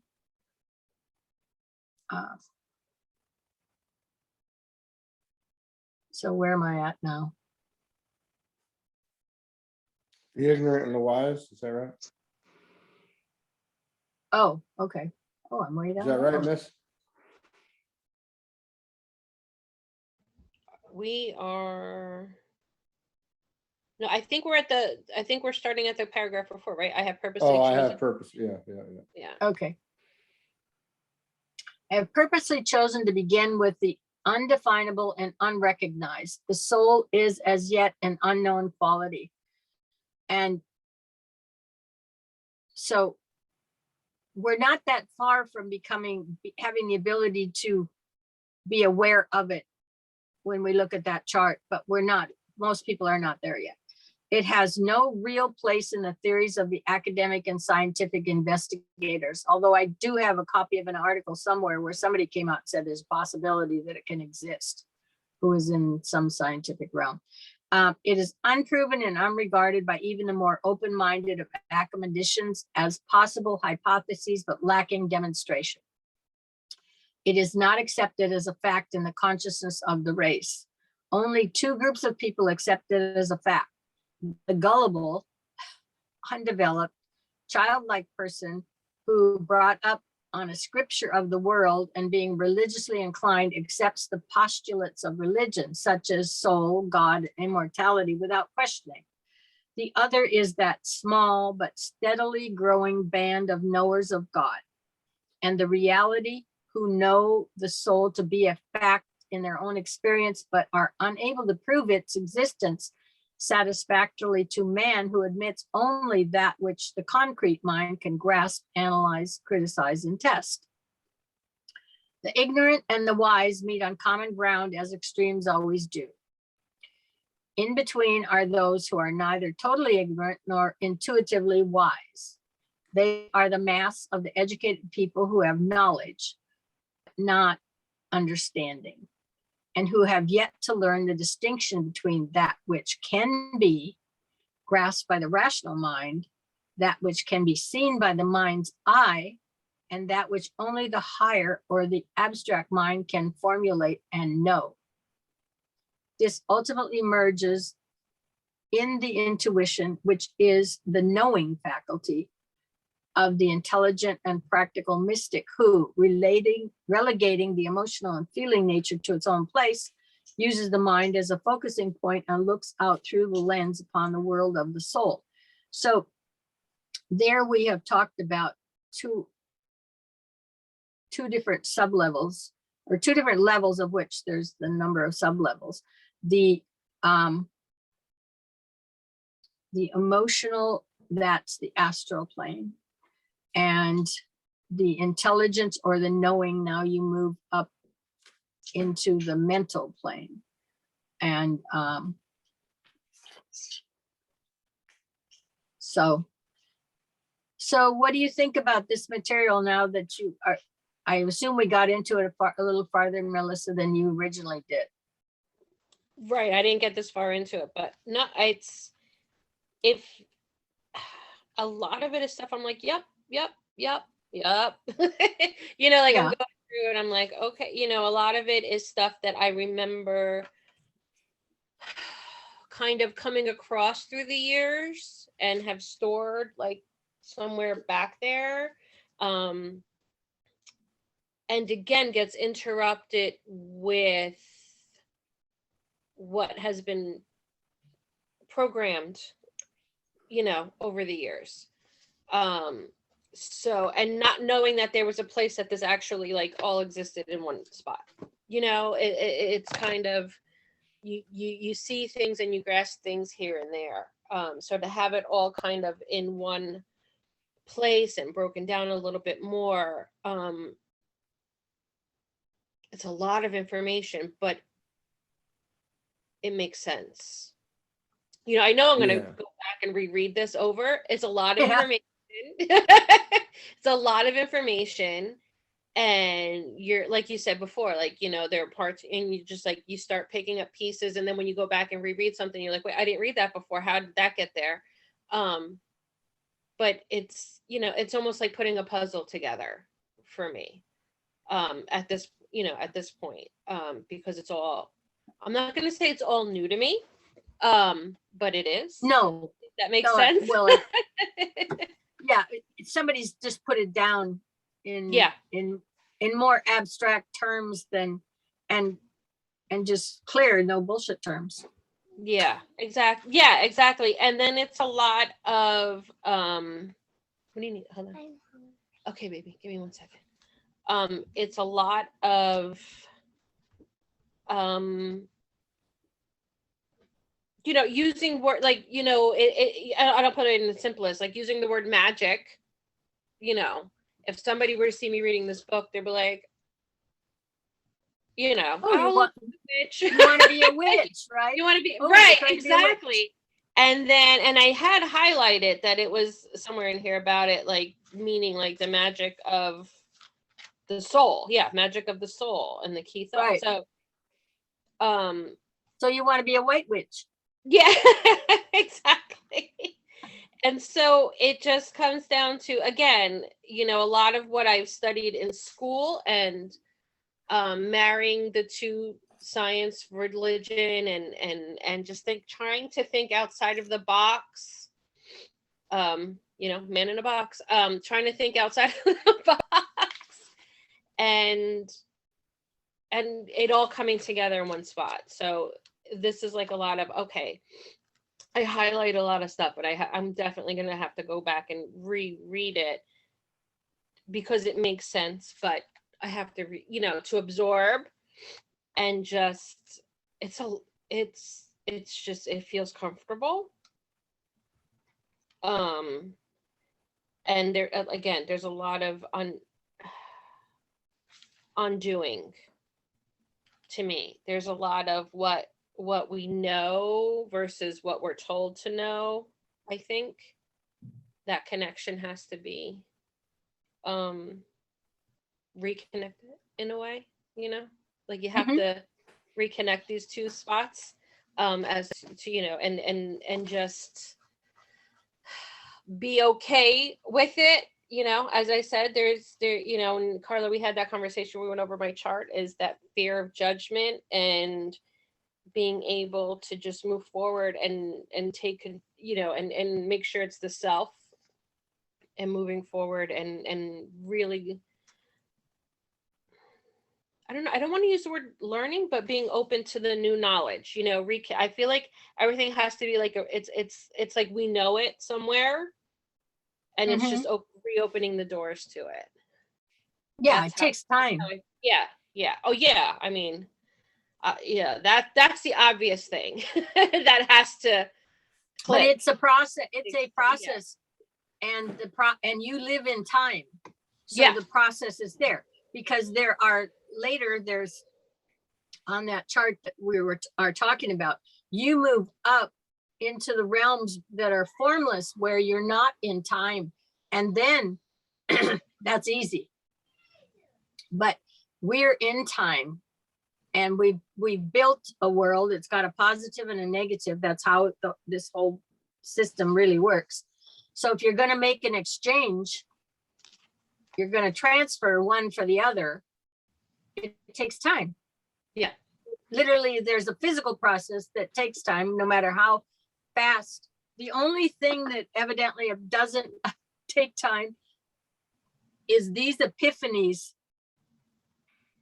The people who experience those things, for them, it's a whiz bang, and the impression that came is so strong in that compressed experience that they're changed forever afterwards. They don't go back to the way they were going forward. They have just jump shifted in some way. And so now they have another actually framework to live in, I think, because many of them say they understand everything is okay now. They understand that they are, let me use the term immortal for the sake of it, but in other words, and they're a light that's never going to be put out again, and that they don't worry like they did before. You know, they've literally had an energy shift at the same process, which once you get deeper into this, you start to learn what those energy shifts are. But for people starting to start working with this, and you've got a base that you've operated out of, yes, then it takes the time for the transference as things settle in and you come to be comfortable with this piece of information or that piece, and it fits. And in the reverse, I have found that when I want to really clean something or go through and get rid of stuff, I need to go through in layers. I'll go through, okay, this can go, this can go, this can go, this can go, no, that can't go, and so on. And then once that stuff's gone, then when I go back again, oh yeah, well, this can go now. In other words, the bonds, it's literally physical bonds. And when you got rid of that bunch, then this one wasn't so held in place. It no longer had the importance because it probably was attached to something that went first. But the point being, it's a time sequence. I couldn't have gone and just tossed all that the first time. Right. I had to toss part of it first, then those things next, and then probably something way back here no longer has that significance either. So Right. yeah, and that then physically takes time. And having held on to things for so long, the thought of, there's that space where you're in that transition of, having to let something go and get rid of it. There's almost an anxiety to it because you're like, but I've had this for so long. Like, how does this not serve a purpose anymore? And right. So there's that shift in it. Yeah, no, there has to be. Being able to just free yourself of those things. So it's that, and not having an outside influence, being able to trust yourself. Yeah, and that's where it's got to come, because you need to be true to yourself. Yeah. Because you're the only one ultimately that you can look to truth for. I mean, you can get it from other people for a while. Okay. Or say, well, I'm going to lay on this foundation. But what happens if that foundation cracks then? Or it changes, or they change their truth, kind of thing. Ultimately, it has to be grounded within you, whatever it is you believe. Right. Yeah. And there's people who find out that, oh, I didn't know this about that person or that person I was taking. I mean, we can do the same with governments. We can do the same with anything, and then we find out that we don't have the awareness of something that was going on that we would not support, but yet we believe that, et cetera, et cetera. Yeah. And then it pulls the rugs out from underneath you, and you just ultimately have to rely on yourself. Yeah. Yeah, that's really what it comes down to, is trust in the letting go as well. Yes. That makes Yeah. sense. Trust in the letting go of stuff, because that's where we've hung on to so many things I guess for comfort, right? I mean, does that make sense? Like, you know, and it's part of us, and you think that's just where it comes from. So it's comfort, and or it came from obviously those you love and trusted in, you know, prior, you know, and you have to kind of separate a person's their own self, soul, consciousness, everything from your own. So even though what they've given you in the past or what they've kind of put towards you in the past has nothing to do with you in that, you know, whether it's our parents who are just like, nope, we're Catholic and da da da da, you know,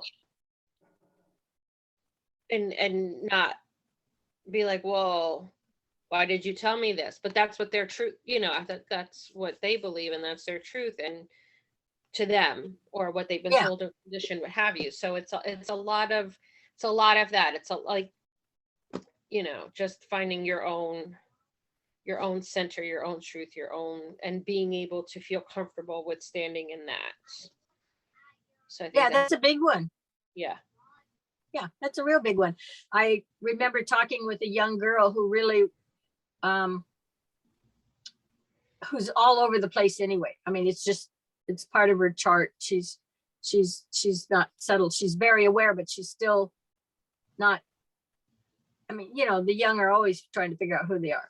And for her, it's a great challenge. Okay. So, and ultra sensitive. So if anybody says anything about her, she's devastated because of that degree of sensitivity. So we're talking about that level versus I'm telling her, I'm saying, you know, well, she says, well, people talk about you. So I could care less what they talk about me, you know, and they can tell me a truth that's a really bad thing. But if I did it, I don't have a problem with that.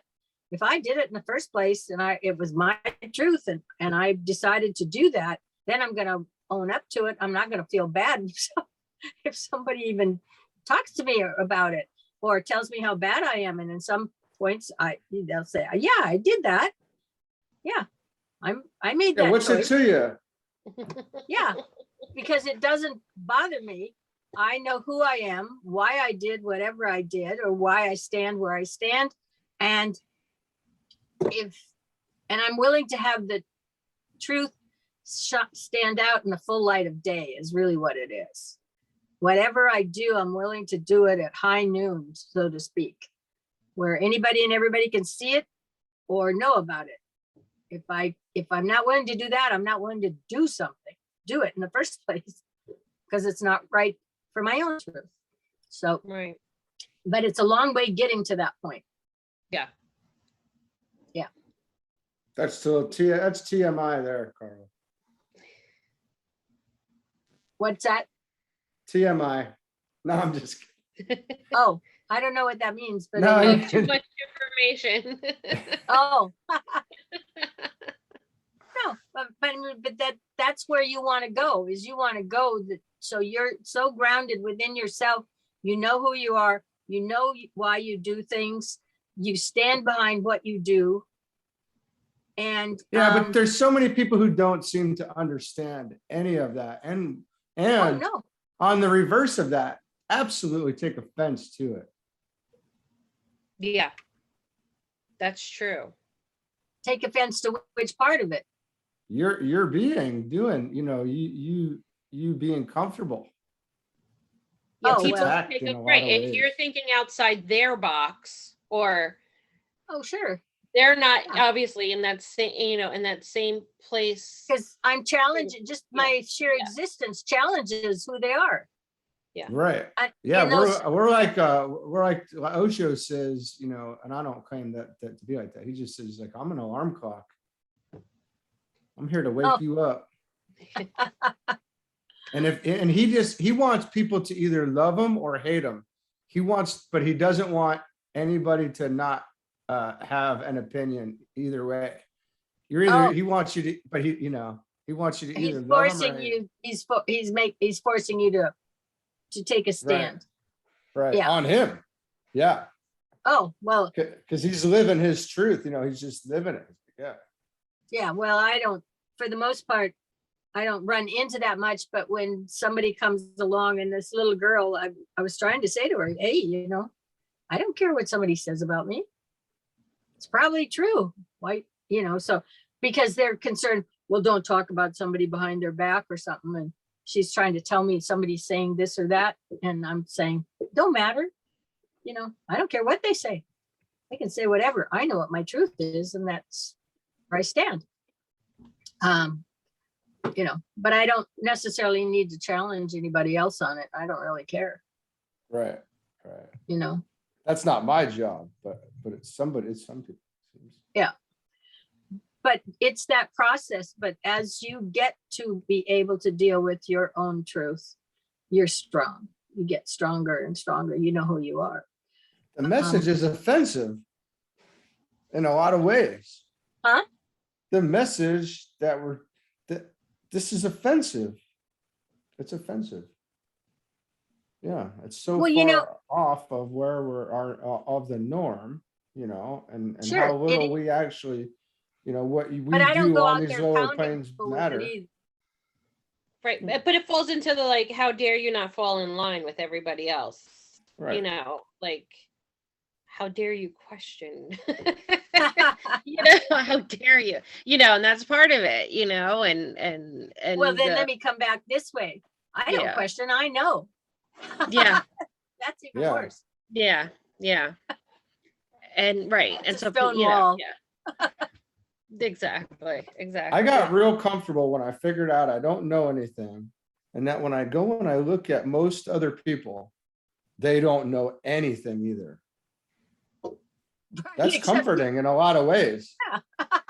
Because you know, that's the only way to really rationalize the whole thing. Like these conversations, like, oh, we're just doing this. Nobody really knows what the hell is going on anyway. So whatever. Well, and let me see, a thought just crossed my mind when you said that. But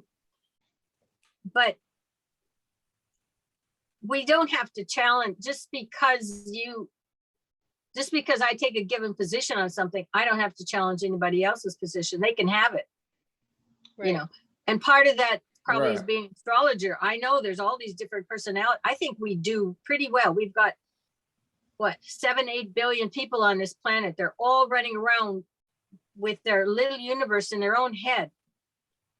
Literally, they've got a little universe here, and they are the center of it. So you've got 7 or 8 billion people running around on this planet, the center of their own universe. And for that, I think we actually get along fairly well on this planet, because they all think they're right. Right. And That's but what they're I not mean when I wrong. say we get along really Right. well. Right. But they're not wrong that they're No, right. they're not wrong. That's the point. For them, they're correct.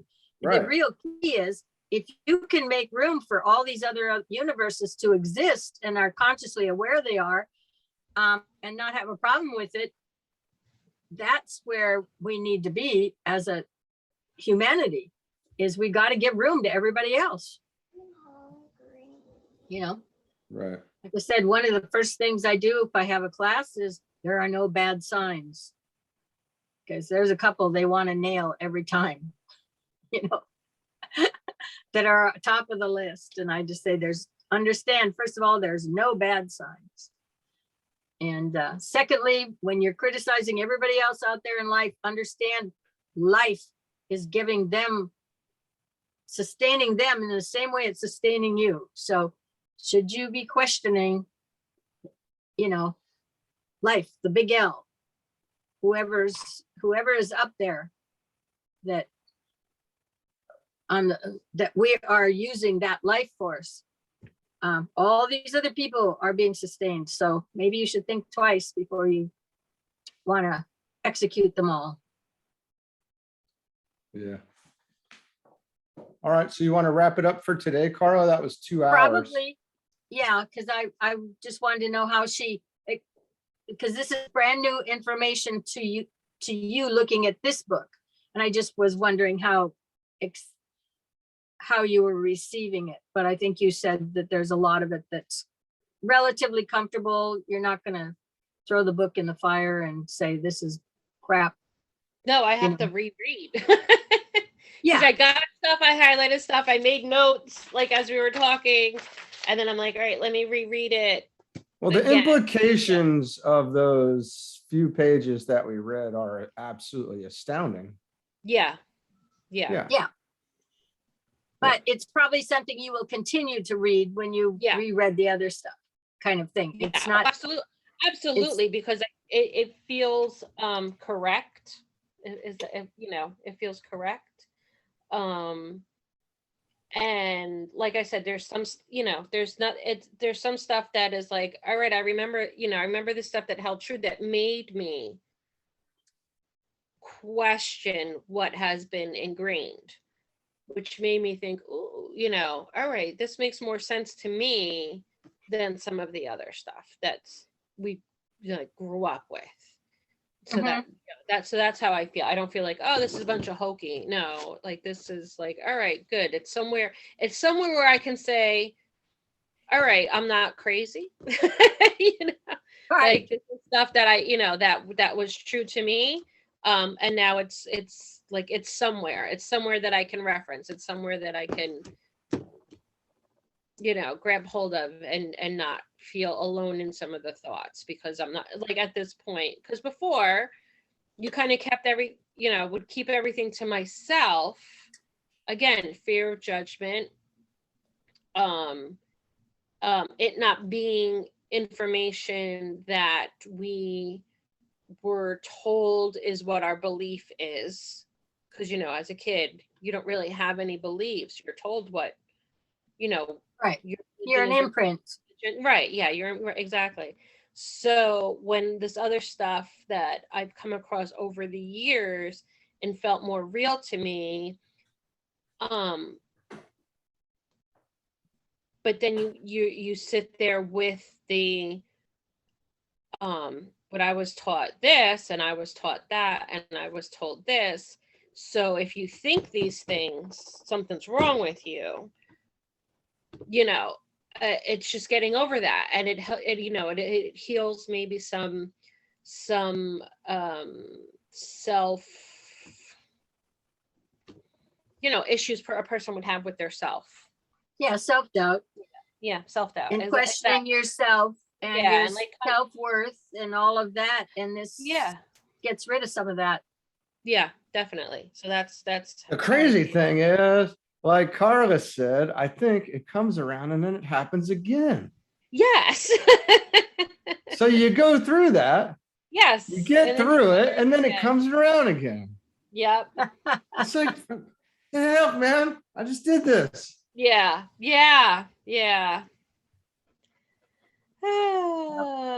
We'll get through it. But there's so much information out there. It's just funny. Like, you know, you have like the one, and that's where part of it was like, where do I start? Because you have this and this and this. And even though a lot of them can overlap and, you know, they reference each other. So taking myself out of like, you have to read through this one in order to read that one, or vice versa, or, you know, you have to read Cosmic Fire before you read this one. Yeah. So getting over that, you know. Yeah, this is a good place to start. Yeah. It's to like understand what he's communicating. Yeah, it's that. It's again, like I said, it's that unlearning. See, but if you read the King James Bible, you recognize some of the language is easier to recognize, I think. But with the Bible, don't forget, when anything I've read in the Bible was for school. It was never for understanding. It was, all right, this is what we're discussing. We're going to have a test on it later on. You know, it was never for true. I didn't do Bible study or anything like that. You know, that's not what we did. You know, it was Catholic school, and this is what we're talking about, and this is what we do, and these are the rituals, and these are, you know, okay, it's Easter, we're going to talk about this again. Okay, it's, you know, it's this, we're going to talk about this. So it's not even so much as ever having actually read through the Bible. Well, and the other thing is, none of the onus was ever put on you. Correct. And this book does. It puts it all on you and takes it away from somebody else telling you. Yes. Exactly that. Yeah, exactly that. that it isn't. And that's significant Yeah, because you get your life back yeah, for yeah, starters. And yeah, and the choices are yours. yeah. Yeah, that's Because- kind of like an oh shit moment, huh? Yeah, a little bit. Yeah, it's just like, all right, like, Oh shit. Wait. yeah, I- yeah, this is me doing that? Wait, what? Wait, I'm yeah, responsible. Yeah, but it's gonna put some ground under your feet to stand on too. yeah. And I In mean, other it's words, nice. it's solid. Yeah, because it's not like a sit down, shut up, and listen. This is how it's going to Yeah. be. Nope. This is like discover it. Like go out there and discover. Look, question. Like it does. It puts the onus on you to find your own truth instead of like this is the truth. This is what you're going to learn. Memorize it. There's There gonna ain't be none of that. I would be No. a complete failure if you asked me to regurgitate any of it. Not only that, he couldn't memorize it because his thoughts change every day. Depends what he's reading. Yeah, No, yeah. I got nothing going on. Yeah, it's strange. Yeah, I mean, you got Rumi over here, you got Deep K over there, and then you got somebody else up here, and that's every day. Yeah. Absolutely. But this was really great though for me. But it's just a very much like a flow thing. Whatever comes up and wherever I'm studying, whatever it leads to is where I go. It's pretty cool. Yeah. Yeah. Yeah. It's freestyle spirituality. Right. When we're so right. Yeah. And it's getting out of the step by step. It's all right. Like what's being to me, it's what's being presented to me in that moment. And where does it take me? Yeah, because you need a basic understanding of religions to really grasp any of this. Yeah. I think you should have a little bit of knowledge of what's going on in the world or where we're at. Right, what the differences are, but a lot of them, what are the similarities? And it's working with the similarities of all the religions. That's Or it what I will found. trigger you to go look at it. And Yeah. then you end up taking a break from the material while you're off running, trying to figure out what he meant by whatever Hindu or Buddhist or whatever thing. Well, Right. and we were certainly brought up with that Christianity was the only religion. Everybody had, when I was young, I mean, if you weren't a Christian, you weren't going to heaven. Right. And I think I was about 11 when I thought, oh, so that means, and I realized by the luck of the draw, I was born a Christian. So I could have been born Jewish. I could have been born one of the other religions. And then I thought, okay, so as a Christian, I have to, I get to go to heaven, but I have to condemn all these other people to hell. I'm not doing that. Yeah. In other words, at that point I said, no, I'm not buying into that they're condemned to go to hell because they happen to be born Jewish. Because I Pretty could have been rude. born Jewish and I ain't going to hell, period. No matter Right. what, but we were brought up with, there was only one religion and you were not saved if you didn't convert. If you weren't born Christian, you had to convert or you were condemned. And Right. that, so. Right. And there are people who are so, I'm going to use the word brainwashed into that you're trying to, and then you have, Jesus was only from a small section of the world, and at that time, how did it spread? But how can you expect like those tribes deep into the Amazon were going to have a touch of Christianity unless somebody came in and forced it upon them or beat it into them, and thus the spread of Christianity or even Islam, because that's really the largest religion in the world, seconded, because of where it is and the expansion But a lot of that had to do with war and pushing their ideals onto us. And, Brilliant. you know, Brilliant way to get your ideas across. that's right. We're going to beat it right into you. Brilliant. Until you're like, okay, you know, beat you into submission. You must submit to this idealism. And then you just carry it on to avoid the pain of learning the truth. Because if you're not following this, it's going to be painful. Yeah. So, Well, I think when we talked, when we were doing your chart, you know, I had indicated that it's a matter of finding spirituality, but a solid one, not a hocus pocus, something that grounds you. And I think this material is some of the best to actually get somewhere with it in terms of human development. yeah, absolutely. All right, so we're due for next week, huh? Yep. Yeah. Good enough. That was nice talking to everybody. The connection held up well. Yeah, Yeah. it did.